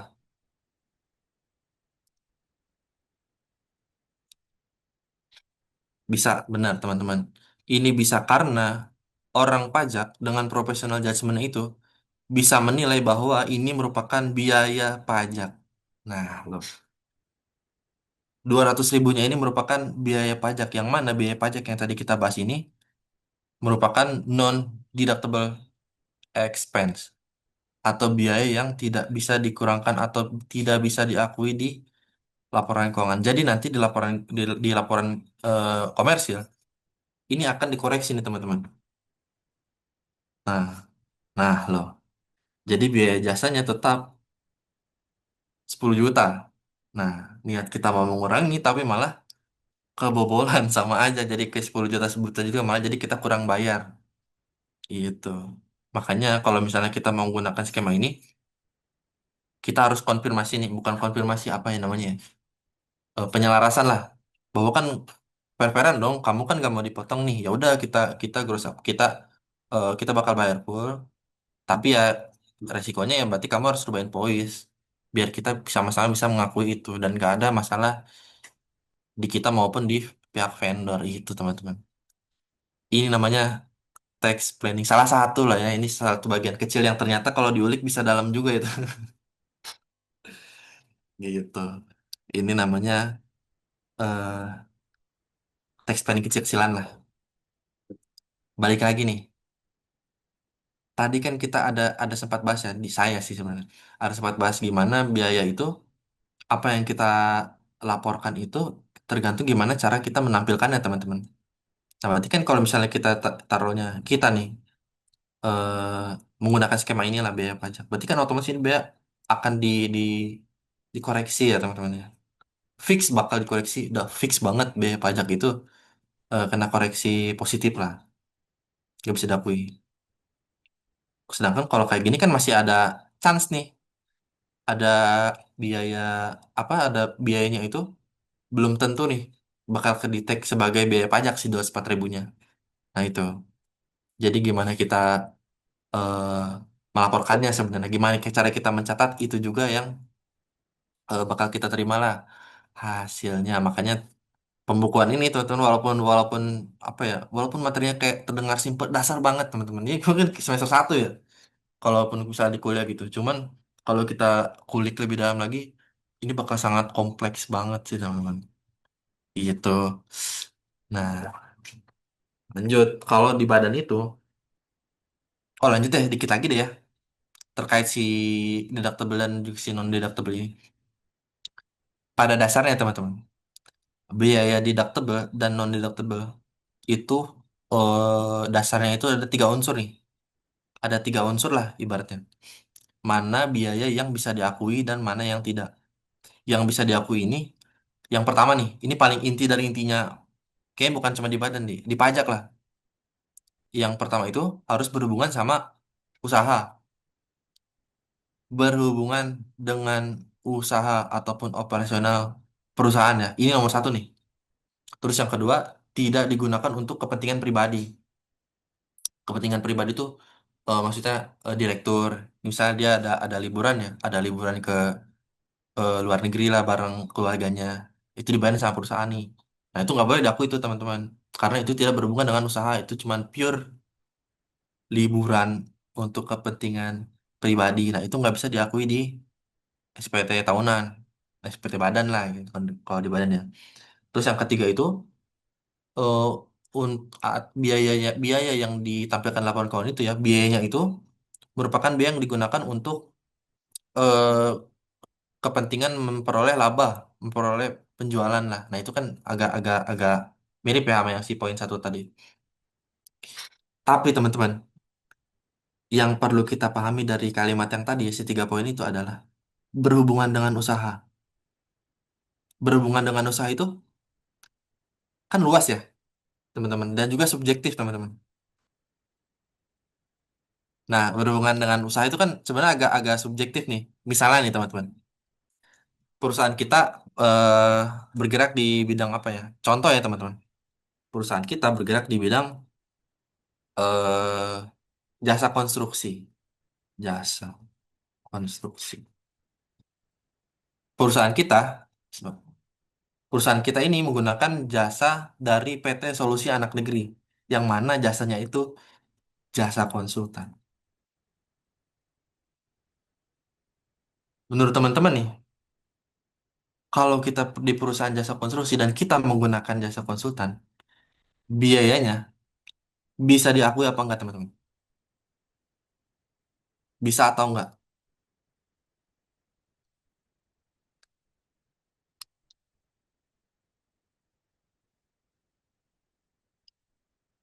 Nah, di sini ini mungkin kalau misalnya di Fiskus ya, teman-teman.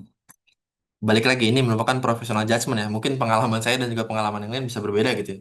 Tapi kalau misalnya berdasarkan judgment, jasa jasa seperti ini merupakan jasa eh, namanya apa ya? Gray spot lah, atau namanya ranah abu-abu. Jadi kan karena sifatnya si ini subjektif ya teman-teman. Bayangin nih, kita jasa konstruksi. Kita kan berarti kan bidangnya tuh entah itu nambang ya teman-teman ya. Kayak misalnya kita ngebangun rumah, ini jasa konsultan pajak lah misalnya. Misalnya dia jasa konstruksinya itu ngebangun rumah, ngebangun jalan, ngebangun fasilitas umum. Pasti ini akan menimbulkan pertanyaan, apakah memang si konsultan pajak ini dia berhubungan sama usaha apa enggak? Karena kan pasti ditanya dengan fiskus dengan professional judgment itu, emang kamu kalau misalnya nggak pakai jasa konsultan, konstruksimu nggak jalan.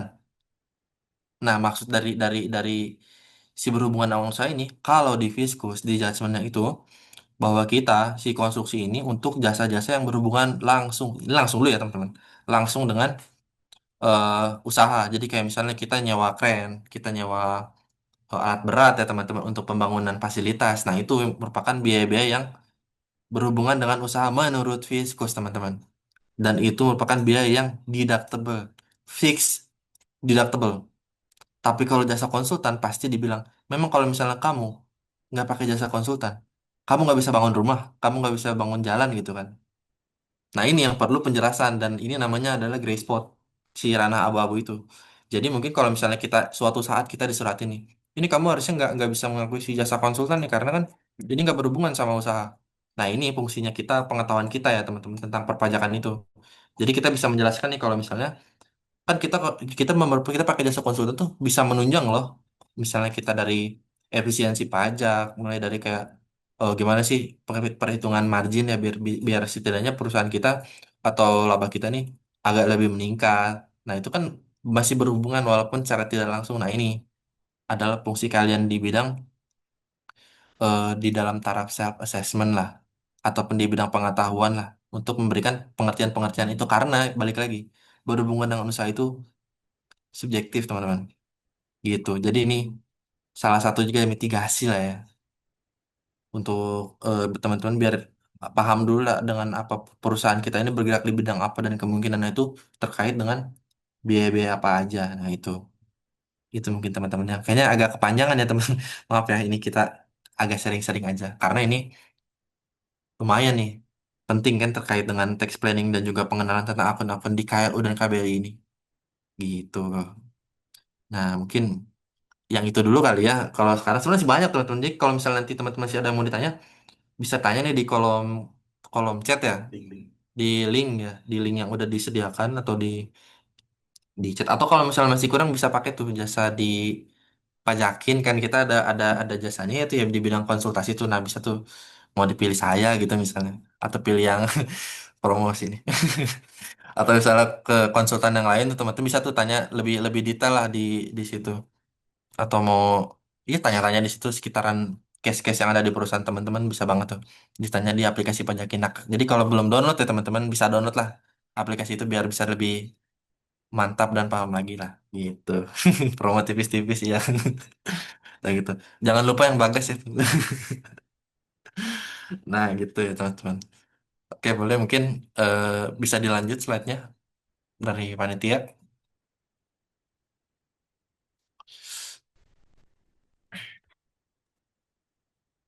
Nah ini merupakan contoh laporan keuangannya ya teman-teman. Ini secara umum aja ya, singkat aja lah. Nanti suatu saat eh, teman-teman ya ataupun yang udah bekerja nih bakal dihadapkan dengan hal-hal yang kayak gini nih. Iya standar lah ini laporan laporan keuangan biasa nih di neraca ada aktiva, ada liabilitas ya atau kewajiban gitu, ada utang gitu. Terus di laba rugi yang meliput ini standar aja sih teman-teman. Ada penjualannya, ada HPP, kita dapat nanti laba kotor, terus ada biaya penjualan, ada biaya umum, terus ada pendapatan gitu di luar usaha kalau misalnya emang ada gitu. Lalu ada biaya-biaya lain di luar usaha. Nah, ini kan dapatnya laba rugi sebelum pajak nih. Nah, pajak ini yang namanya pajak penghasilan tuh, itu namanya beban pajak dari laporan fiskal nih yang tadi kita udah bikin laporan keuangan komersil.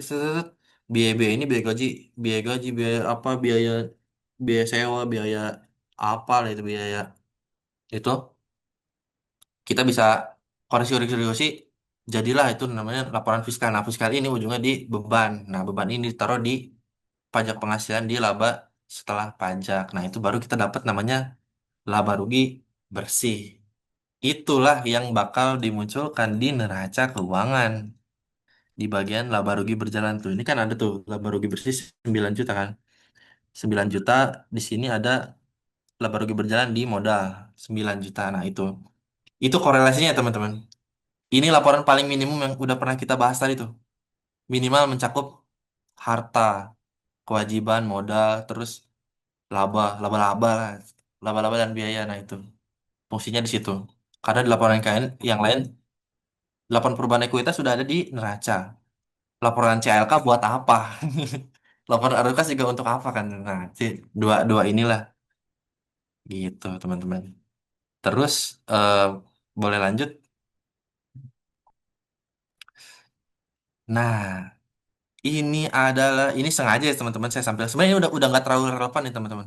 Ini kalau misalnya teman-teman ada yang udah kerja ya. SPT badan kita ini per 2025 ini udah berubah di Cortex, teman-teman. Ini namanya laman lama sebelum Cortex yang namanya e-form. Jadi laporan keuangan kita itu masuk di lampiran yang namanya 8A. Ini yang di kanan ya, teman-teman. Kita lihat yang di kanan dulu ya nih. Jadi semua akun ini dikelompokkan ke akun-akun sederhana atau akun kelompok kecil lah misalnya. Misalnya kayak kita kan di sini di laporan itu hanya namanya kas dan setara kas ya.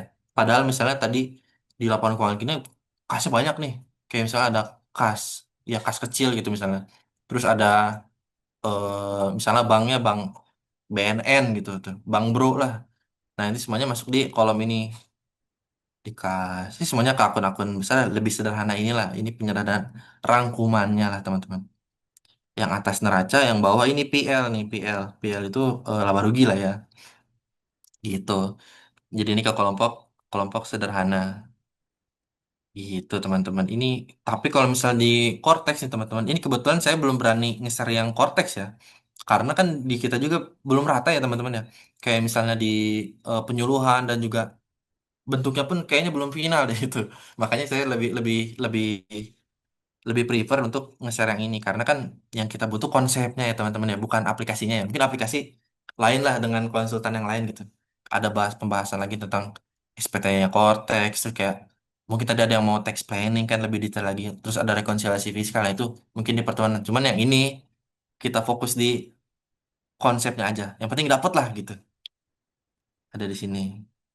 Terus di laba ruginya itu ada penjualan bersih nih APP kalau misalnya perusahaannya eh trading ya misalnya teman-teman ada berhubungan sama stok atau manufaktur nih bisa di sini ada saldo barang dagangan awal, saldo barang akhir, ada HPP kan.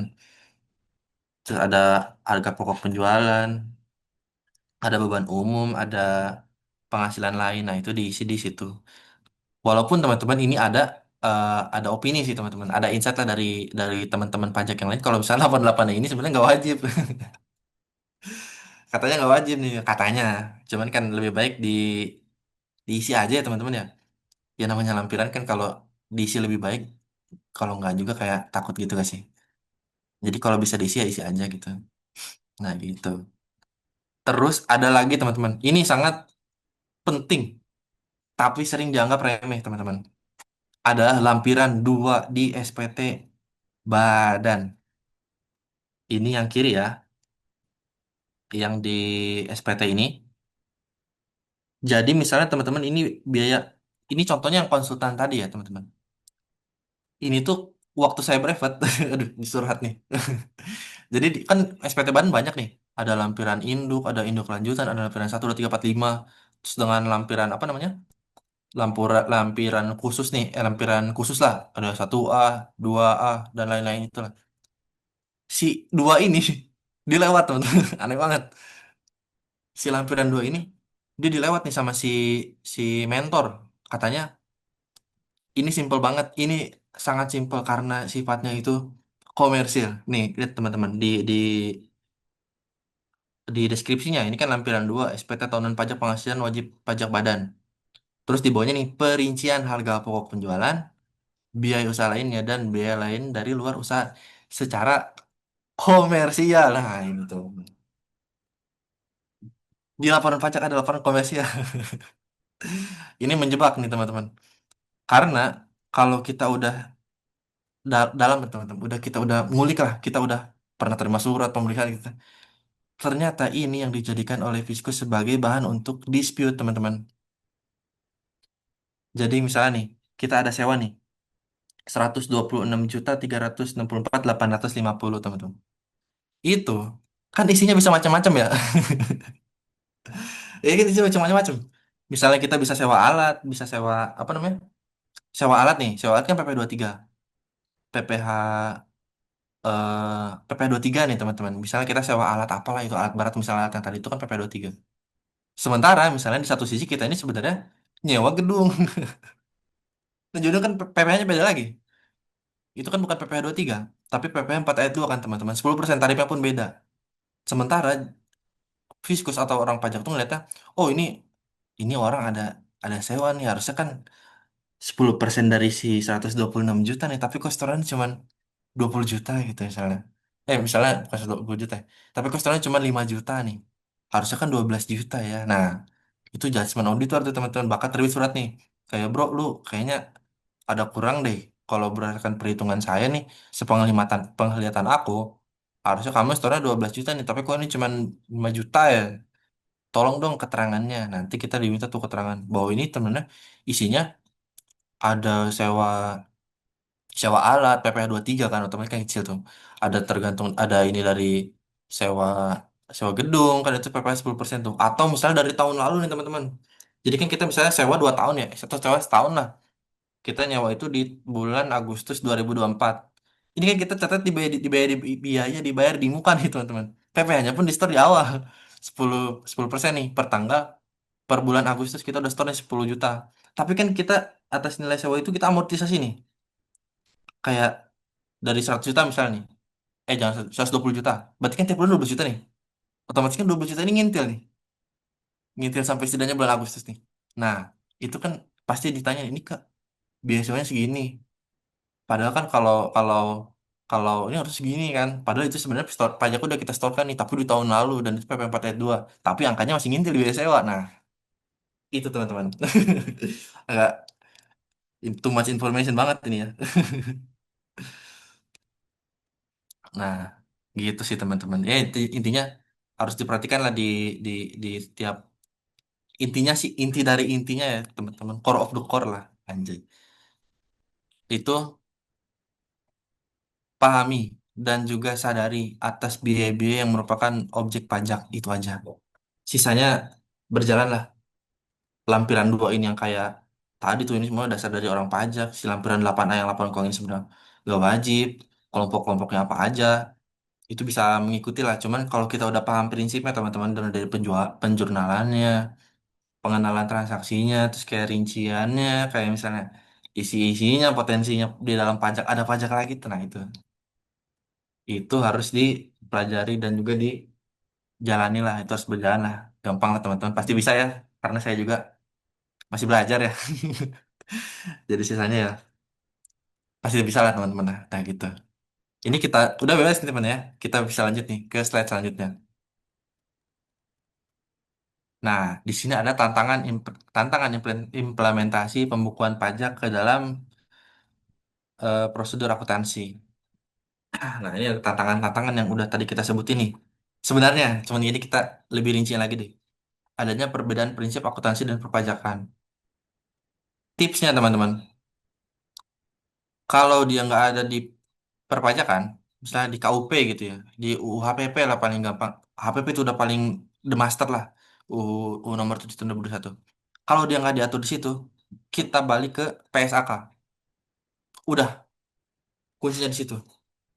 Kalau pencatatan, kayak kayak seperti kayak kata saya sebelumnya ya, tergantung kreativitas lah selama tidak eh, menyinggung apa ya kaidah-kaidah intinya lah itu lah bebas aja lah kalau jurnal cuman gitu kalau misalnya dia nggak ada di KUP balik lagi ke PSAK gitu lalu ada keterbatasan pemahaman pajak oleh akuntan dan sebaliknya kompleksitas regulasi pajak yang sering berubah wah ini berubah banyak banget lah. Lalu ada pencatatan transaksi yang tidak tertib. Nah, tidak tertib ini maksudnya yang tidak taat asas tadi teman-teman kayak metodenya tiba-tiba berubah sekonyong-konyong ini. Pakainya metode A tiba-tiba B di tengah bulan gitu. Terus ada yang namanya pakainya sales accrual tiba-tiba ke kas atau balik lagi atau tuh. Jangan kayak gitu kalau bisa. Terus ada kesulitan dalam menentukan sales akuntansi kas versus accrual. Nah, ya kan.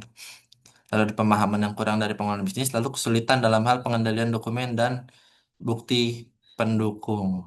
Nah, itu inti dari siklusnya tadi itu yang itu tuh, dokumen dan bukti pendukung.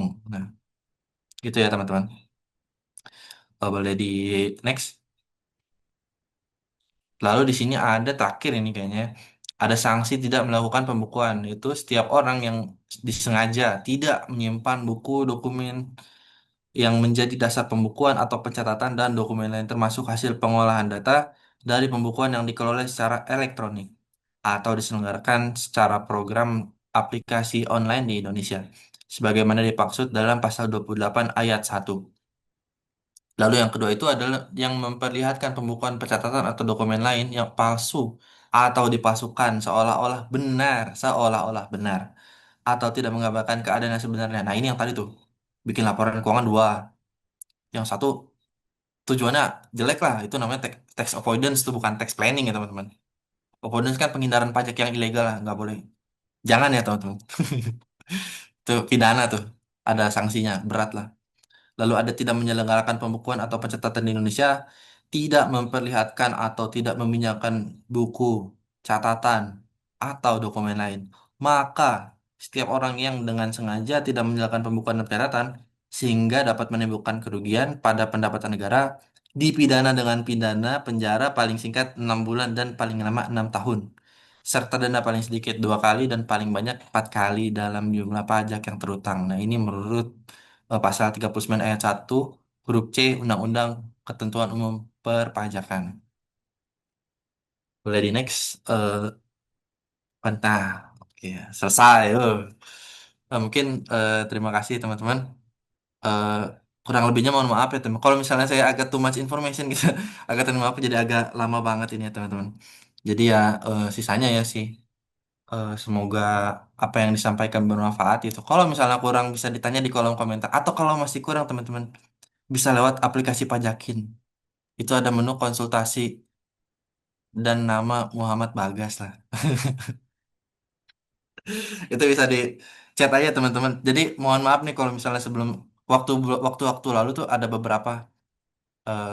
beberapa orang lah ya, ada yang menggunakan jasa saya gitu nggak dibalas gitu, bukan dibalas sih, nggak kebalas gitu ya. Dan jadi bintang satu ya teman-teman. Itu mohon mohon maaf ya karena ada satu dan lain hal lah. Jadi nggak kejawab lah untuk chatnya gitu. Jadi bisa lewat itu aja atau lewat mana lah. Atau mungkin bisa langsung lewat ke admin pajakin di IG atau di mana gitu bisa dihubungi langsung. Ya mungkin cukup sekian dari saya, kurang lebihnya mohon dimaafkan. Saya kembalikan ke Jasmine. Terima kasih.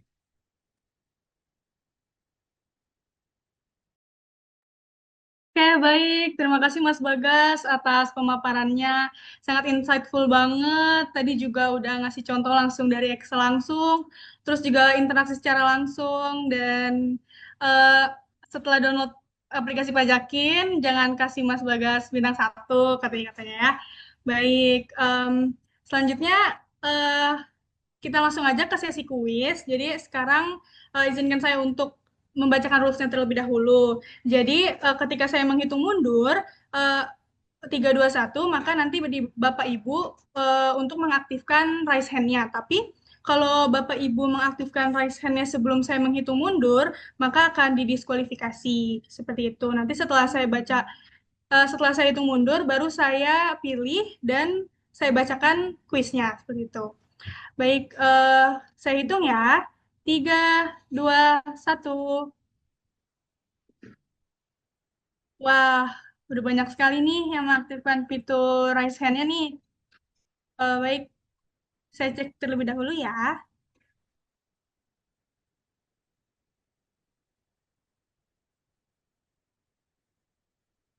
Oke, bentar ya. Oke, ada Ibu Wafik Nur Azizah. Boleh mengaktifkan mikrofonnya? Ya, halo. Halo, Ibu udah siap Ya, untuk... Oke, baik. Boleh di next slide-nya. Nah, baik. Langsung saya bacakan saja ya kuisnya. Jadi, dalam konteks pajak, pembukuan wajib dilakukan oleh A. Semua wajib pajak, B. Wajib pajak orang pribadi, pengusaha, dan wajib pajak badan, C. Hanya wajib pajak badan, D. Wajib pajak karyawan. Kira-kira jawabannya apa nih, Ibu Afik? B. Wajib pajak orang pribadi, pengusaha, dan wajib pajak badan. Baik, betul. Wah, selamat ya, Ibu sudah menjawab dengan benar. Nah, untuk mengklaim hadiahnya, Ibu jangan lupa untuk memfollow Instagram kami, lalu mend-DM-nya, dan juga untuk membuat Instastory, dan jangan lupa tag Pajakin. Seperti itu. Baik, mungkin boleh di next ke kuis selanjutnya. Baik, saya hitung mundur lagi ya. Semuanya siap? 3, 2, 1. Wah, banyak nih. Sudah excited semua. Ntar ya, saya pilih. Oke. Eh, Bentar ya.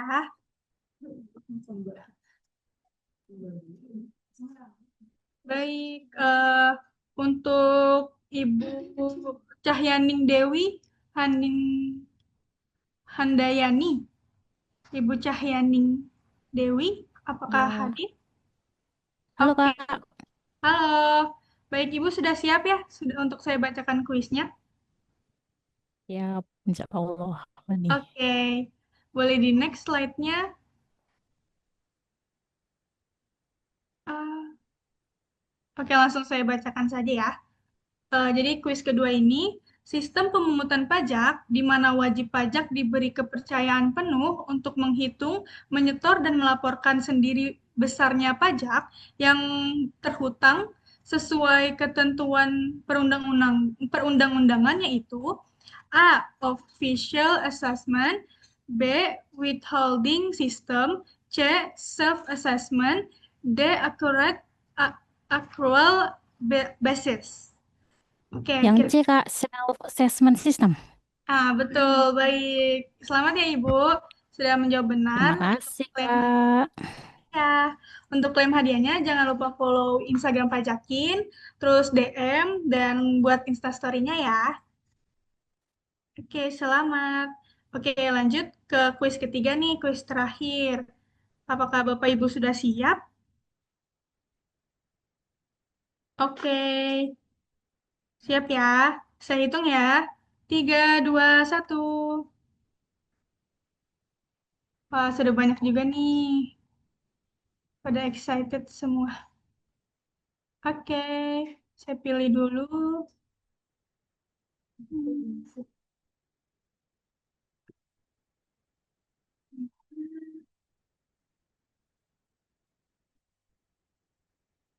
Oke, kepada Ibu Niken Iwanita, apakah bisa on mic? Ibu Niken Iwanita. Ya, halo ya Kak. Oke, baik. Sudah siap ya, Ibu? Oke, siap Kak. Oke, boleh di next. Oke. Saya bacakan kuisnya ya, Ibu. Sistem pencatatan di mana pendapatan atau biaya baru diakui setelah dibayarkan secara tunai yaitu A. Stelsel akural, C. Stelsel pas, kultur stelsel, atau D. Stelsel campuran. Kira-kira apa nih, Bu, jawabannya? B. Stelsel kas. Wah, benar sekali, Ibu. Selamat ya, Ibu. Jangan lupa untuk klaim hadiahnya, untuk follow Instagram Pajakin, DM Instagramnya, lalu bikin Instastory, dan tag IG Pajakin. Wah, Oke, baik. Bu. Terima kasih. Selamat ya, Ibu. Oke, baik. Selamat kepada Ibu Wafik, Ibu Cahyaning, dan Ibu Niken setelah memenangkan kuis kita hari ini. Jadi jangan lupa untuk follow IG Pajakin, terus DM IG-nya juga, dan bikin Instastory dan tag Pajakin. Gitu, baik. Oke, sesi kuis sudah selesai. Mungkin yang belum berkesempatan akan berkesempatan di webinar selanjutnya ya. Baik, kayak gitu. Dan selanjutnya kita lanjut aja nih ke sesi tanya jawab yang akan langsung dijawab langsung oleh Mas Bagas, kayak gitu. Untuk Mas Bagas sudah siap ya untuk melakukan sesi tanya jawabnya nih? Baik, Jasmine. Siap, Oke, siap. sudah siap ya. Oke, langsung aja nih saya bacakan eh, pertanyaannya dari Ibu Amanda Syifa Nah, Safitri. Jadi, Ibu Amanda bertanya, laporan keuangan yang baik untuk perusahaan yang dapat membantu dalam pelaporan perpajakan atau SPT tahunan badan seperti apa? Boleh nih Mas Bagas dijawab. oke. Baik, buat Ibu Amanda Syifa Savitri ya. Oke, pertanyaannya tadi laporan keuangan yang baik untuk perusahaan yang dapat membantu dalam atau pelaporan perpajakan atau SPT badan tahunan seperti apa. Nah, ini kalau yang berdasarkan yang tadi teman-teman ya, kita kan tadi ada singgung tuh bahwa sebenarnya laporan keuangannya ada 5 nih teman-teman. Ada laporan neraca, laba rugi, terus ada laporan perubahan ekuitas ya teman-teman. Terus ada laporan arus kas yang terakhir kan CLK nih. Walaupun sebenarnya ada lagi nih satu tambahan tuh yang kemarin gak jadi tuh yang apa keberlangsungan laporan keberlangsungan usaha itu ya, yang going concern itulah itu dari kelima itu yang wajib untuk dibuat itu seminimal-minimal itu merupakan neraca dan juga laba rugi. Kenapa? Karena untuk perhitungan apa? Untuk perhitungan pajak itu kan semua ada di laporan laba rugi ya teman-teman. Itu kan berhubungan penghasilan ya, penghasilan kena pajak lah.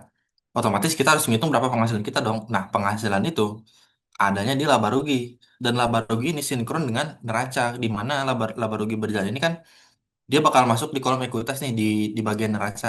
Nah, makanya seminimal minimal itu sebagaimana yang dijelaskan tadi tuh bahwa memang laporan itu harus yang wajib ya, harus meliputi ada hartanya, ada kewajibannya, meliputi penghasilan dan juga biaya. Nah, mana yang mana empat-empat ini dia ada di dua laporan inti tadi tuh di laporan laba rugi dan juga laporan posisi keuangan atau di neraca sih. Mungkin itu Ibu Amanda. Semoga bisa membantu ya Ibu. Gitu sih. Wah, baik. Terima kasih Mas Bagas atas jawabannya. Oke, kita lanjut ke pertanyaan selanjutnya dari Ibu Mita. Ibu Mita Anisha. Oke, jadi ini pertanyaannya, mohon izin bertanya Pak, jika melakukan dua metode pencatatan, apakah diperbolehkan misal untuk pencatatan PPh 23 dan PPh 21 menggunakan pencatatan secara cash, sedangkan PPh 22 secara akrual. Mohon arahannya. Terima kasih. Mungkin seperti itu, Mas Bagas, boleh dijawab? Oke, baik Ibu Mita. Mungkin ini saya sedikit menambahkan ya. Ini ada beberapa sih yang saya lihat. Kalau misalnya pertanyaannya itu apakah kita bisa menggunakan dua metode ya, metode pencatatan lah, atau metode pengakuan lah, eh, itu di laporan keuangan kita. Sebenarnya, yang sebenarnya tidak boleh karena di Indonesia itu kan kita harus taat asas ya teman, ya Ibu ya. Karena kan taat asas itu artinya kita konsisten nih menggunakan salah satu metode dan kita nggak bisa merubah itu seenak apa ya. Ya tadi itu misalnya kita udah pakai Vivo atau misalnya kita pakai accrual dulu lah dalam case yang ini ya. Kita pakai accrual tiba-tiba ada nanti di pertengahan tahun kita pakainya cash basis. Itu kan menimbulkan pertanyaan nih. Jadi sebenarnya untuk pengakuannya yang benar yang mana nih teman-teman? Ya Ibu Mita ya. Walaupun nih teman-teman, kalau di kita itu sebenarnya kapan terutang itu kan berdasarkan sifat dari objek pajaknya sendiri ya teman-teman. Jadi kalau misalnya kita lihat nih, misal di kita contohnya karena ini eh, kita ada contoh di 23 sama 22 ya dan 21 lah ibaratnya. Itu kalau kita lihat di PMK 141 tahun 2015 deh kalau nggak salah teman-teman. Itu terkait dengan objek objek pajak, non objek dan juga yang final terkait dengan kapan saat berutangnya. Jadi kapan saat berutangnya itu berdasarkan sifat. Jadi ada tiga. Ini kalau kalau kalau saya agak kurang-kurang mohon dikoreksi ya, teman-teman. Jadi ada tiga nih. Jadi yang pertama itu adalah saat tersedia untuk dibayarkan, terhutang nih teman-teman. Pada saat terhutang, waktu saat kita terima invoice, itu kita sebenarnya udah terhutang PPh kalau dia objek.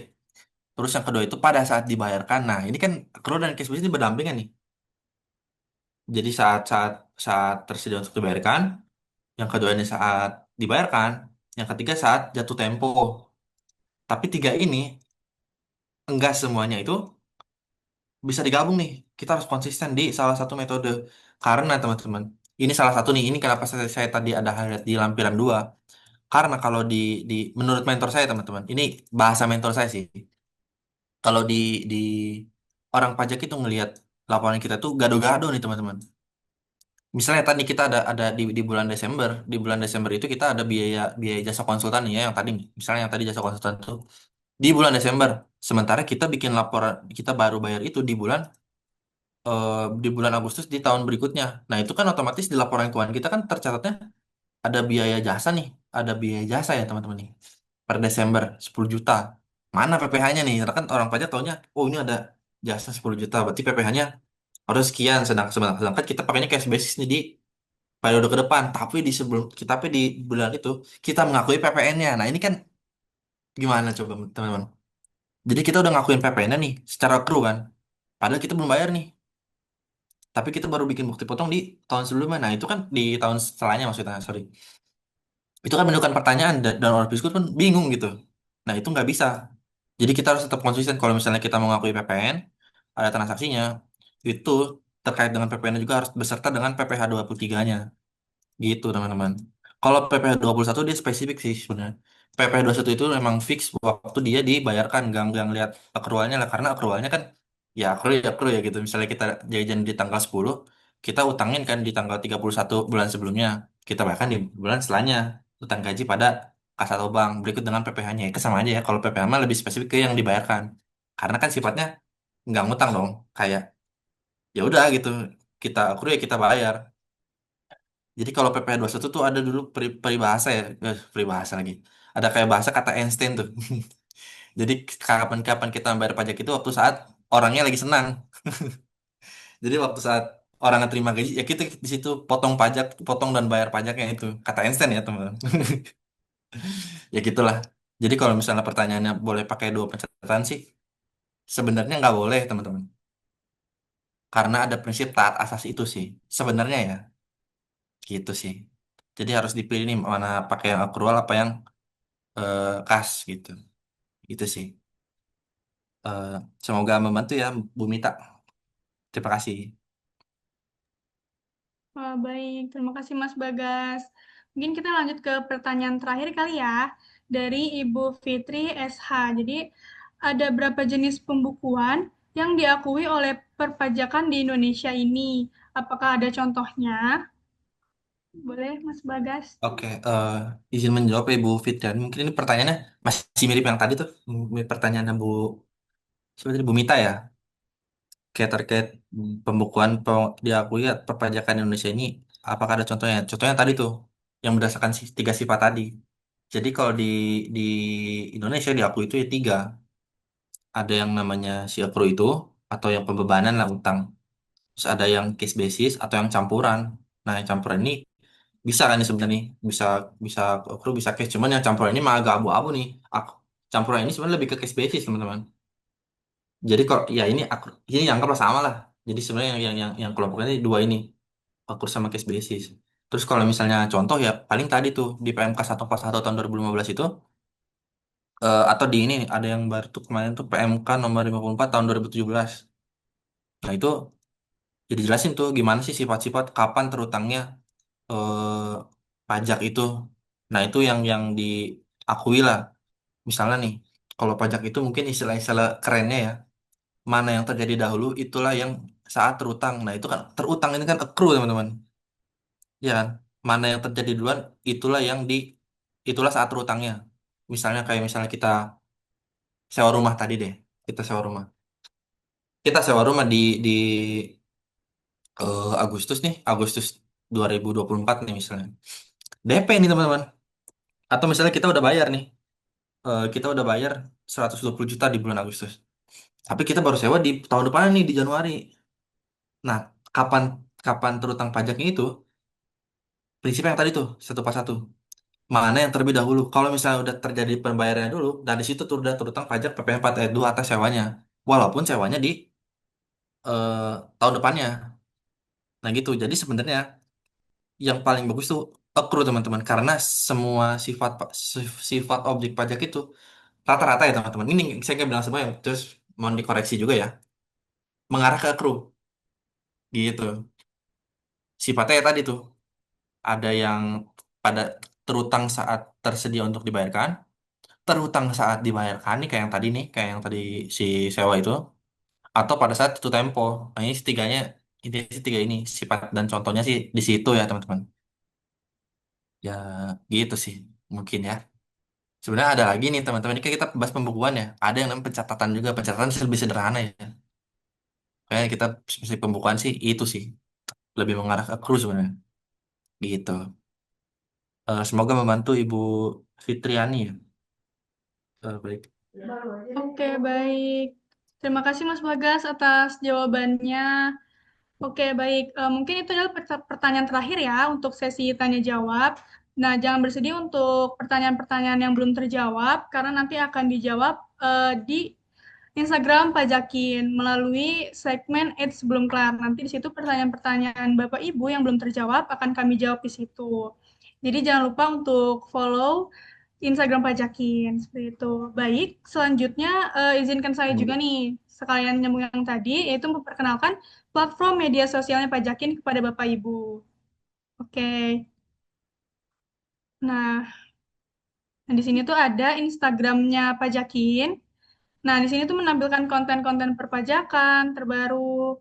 Nah, terus juga memberikan informasi webinar edukasi perpajakan seperti sekarang ataupun nanti 2 minggu lagi seperti itu. Dan selain ada Instagram Pajakin juga, kita juga punya sosial media lain yaitu Instagram Live@Pajakin.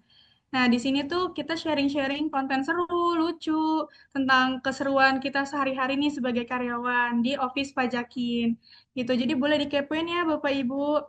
Nah, selanjutnya ada TikTok Pajakin. Nah, yang berisi juga tentang konten-konten video menarik juga nih, seperti perpajakan dan konten entertainment juga. Kayak gitu. Selanjutnya ada YouTube Official Pajakin. Nah, di sini biasanya akan diupload video rekaman webinar kami. Seperti webinar hari ini juga akan diupload di YouTube Official Pajakin ya. Jadi buat Bapak Ibu yang tertinggal atau kelewatan atau ingin mengulang materi hari ini, boleh dicek YouTube Official Pajakin. Seperti itu. Dan selanjutnya ada YouTube Lapak Pajak. Nah, di sini tuh ada banyak-banyak sekali podcast seputar perpajakan yang menarik. Nah, jadi jangan lupa untuk subscribe, comments, like ya, ditonton, dan di-share juga nih ke teman-teman atau kerabat terdekat. Nah, yang terakhir ini ada website atau blog artikelnya Pajakin, Pajak. Eh, nah, yang berisi tentang berita dan informasi pajak terbaru. Kayak gitu ya. Baik, jadi Bapak dan Ibu boleh nih silakan follow semua platform Pajakin, platform media sosial Pajakin, dan agar mendapatkan update peraturan perpajakan terbaru dan informasi webinar Pajakin selanjutnya. Jadi nanti kalau misalnya Mas Bagas jadi narasumber lagi, bisa tahu nih, nanti bisa join lagi. Karena kan Mas Bagas penyampaiannya bagus sekali ya, jadi ditunggu nih Mas Bagas jadi narasumber selanjutnya lagi. Baik, nah lanjut untuk kami mengingatkan kembali untuk peserta Bapak dan Ibu untuk mengisi link absensi serta link evaluasi yang sudah dikirimkan di kolom chat Zoom oleh tim Pajakin untuk mendapatkan e-sertifikat. Nah, kita juga jangan lupa untuk bergabung di grup WhatsApp webinar hari ini, terus dan mendapatkan e-sertifikat kayak gitu. Baik, wah terima kasih nih kita udah ada di penghujung acara. Kami ucapkan terima kasih sebanyak-banyaknya untuk waktu dan ketersediaannya yang hadir pada hari ini di webinar Pajakin pada hari ini. Tak lupa saya ucapkan terima kasih kepada CEO Pajakin yaitu Mas Arif Rohman, CEO Pajakin yaitu Mas Abdul Ghafur, serta narasumber kita Mas Bagas yang telah berkenan menyampaikan ilmu kepada kita semua. Jadi semoga hari ini sangat bermanfaat dan berguna. Nah, selanjutnya untuk Bapak Ibu yang memiliki kesulitan dalam memenuhi kewajiban perpajakan, nah kami dari Pajakin juga memiliki tim konsultan pajak seperti Mas Bagas. Ya, jadi yang bersedia untuk membantu Bapak dan Ibu atas solusi perpajakannya yang terbaik dan akurat. Jadi jangan lupa untuk menggunakan aplikasi Pajakin untuk mendapatkan solusi pajak dalam genggaman. Saya Jasmine selaku Master of Ceremony. Mohon maaf apabila terdapat salah kata dan hal-hal yang kurang berkenan. Sampai berjumpa kembali di webinar edukasi perpajakan selanjutnya. Saya memohon untuk menutup webinar pada pagi hari ini.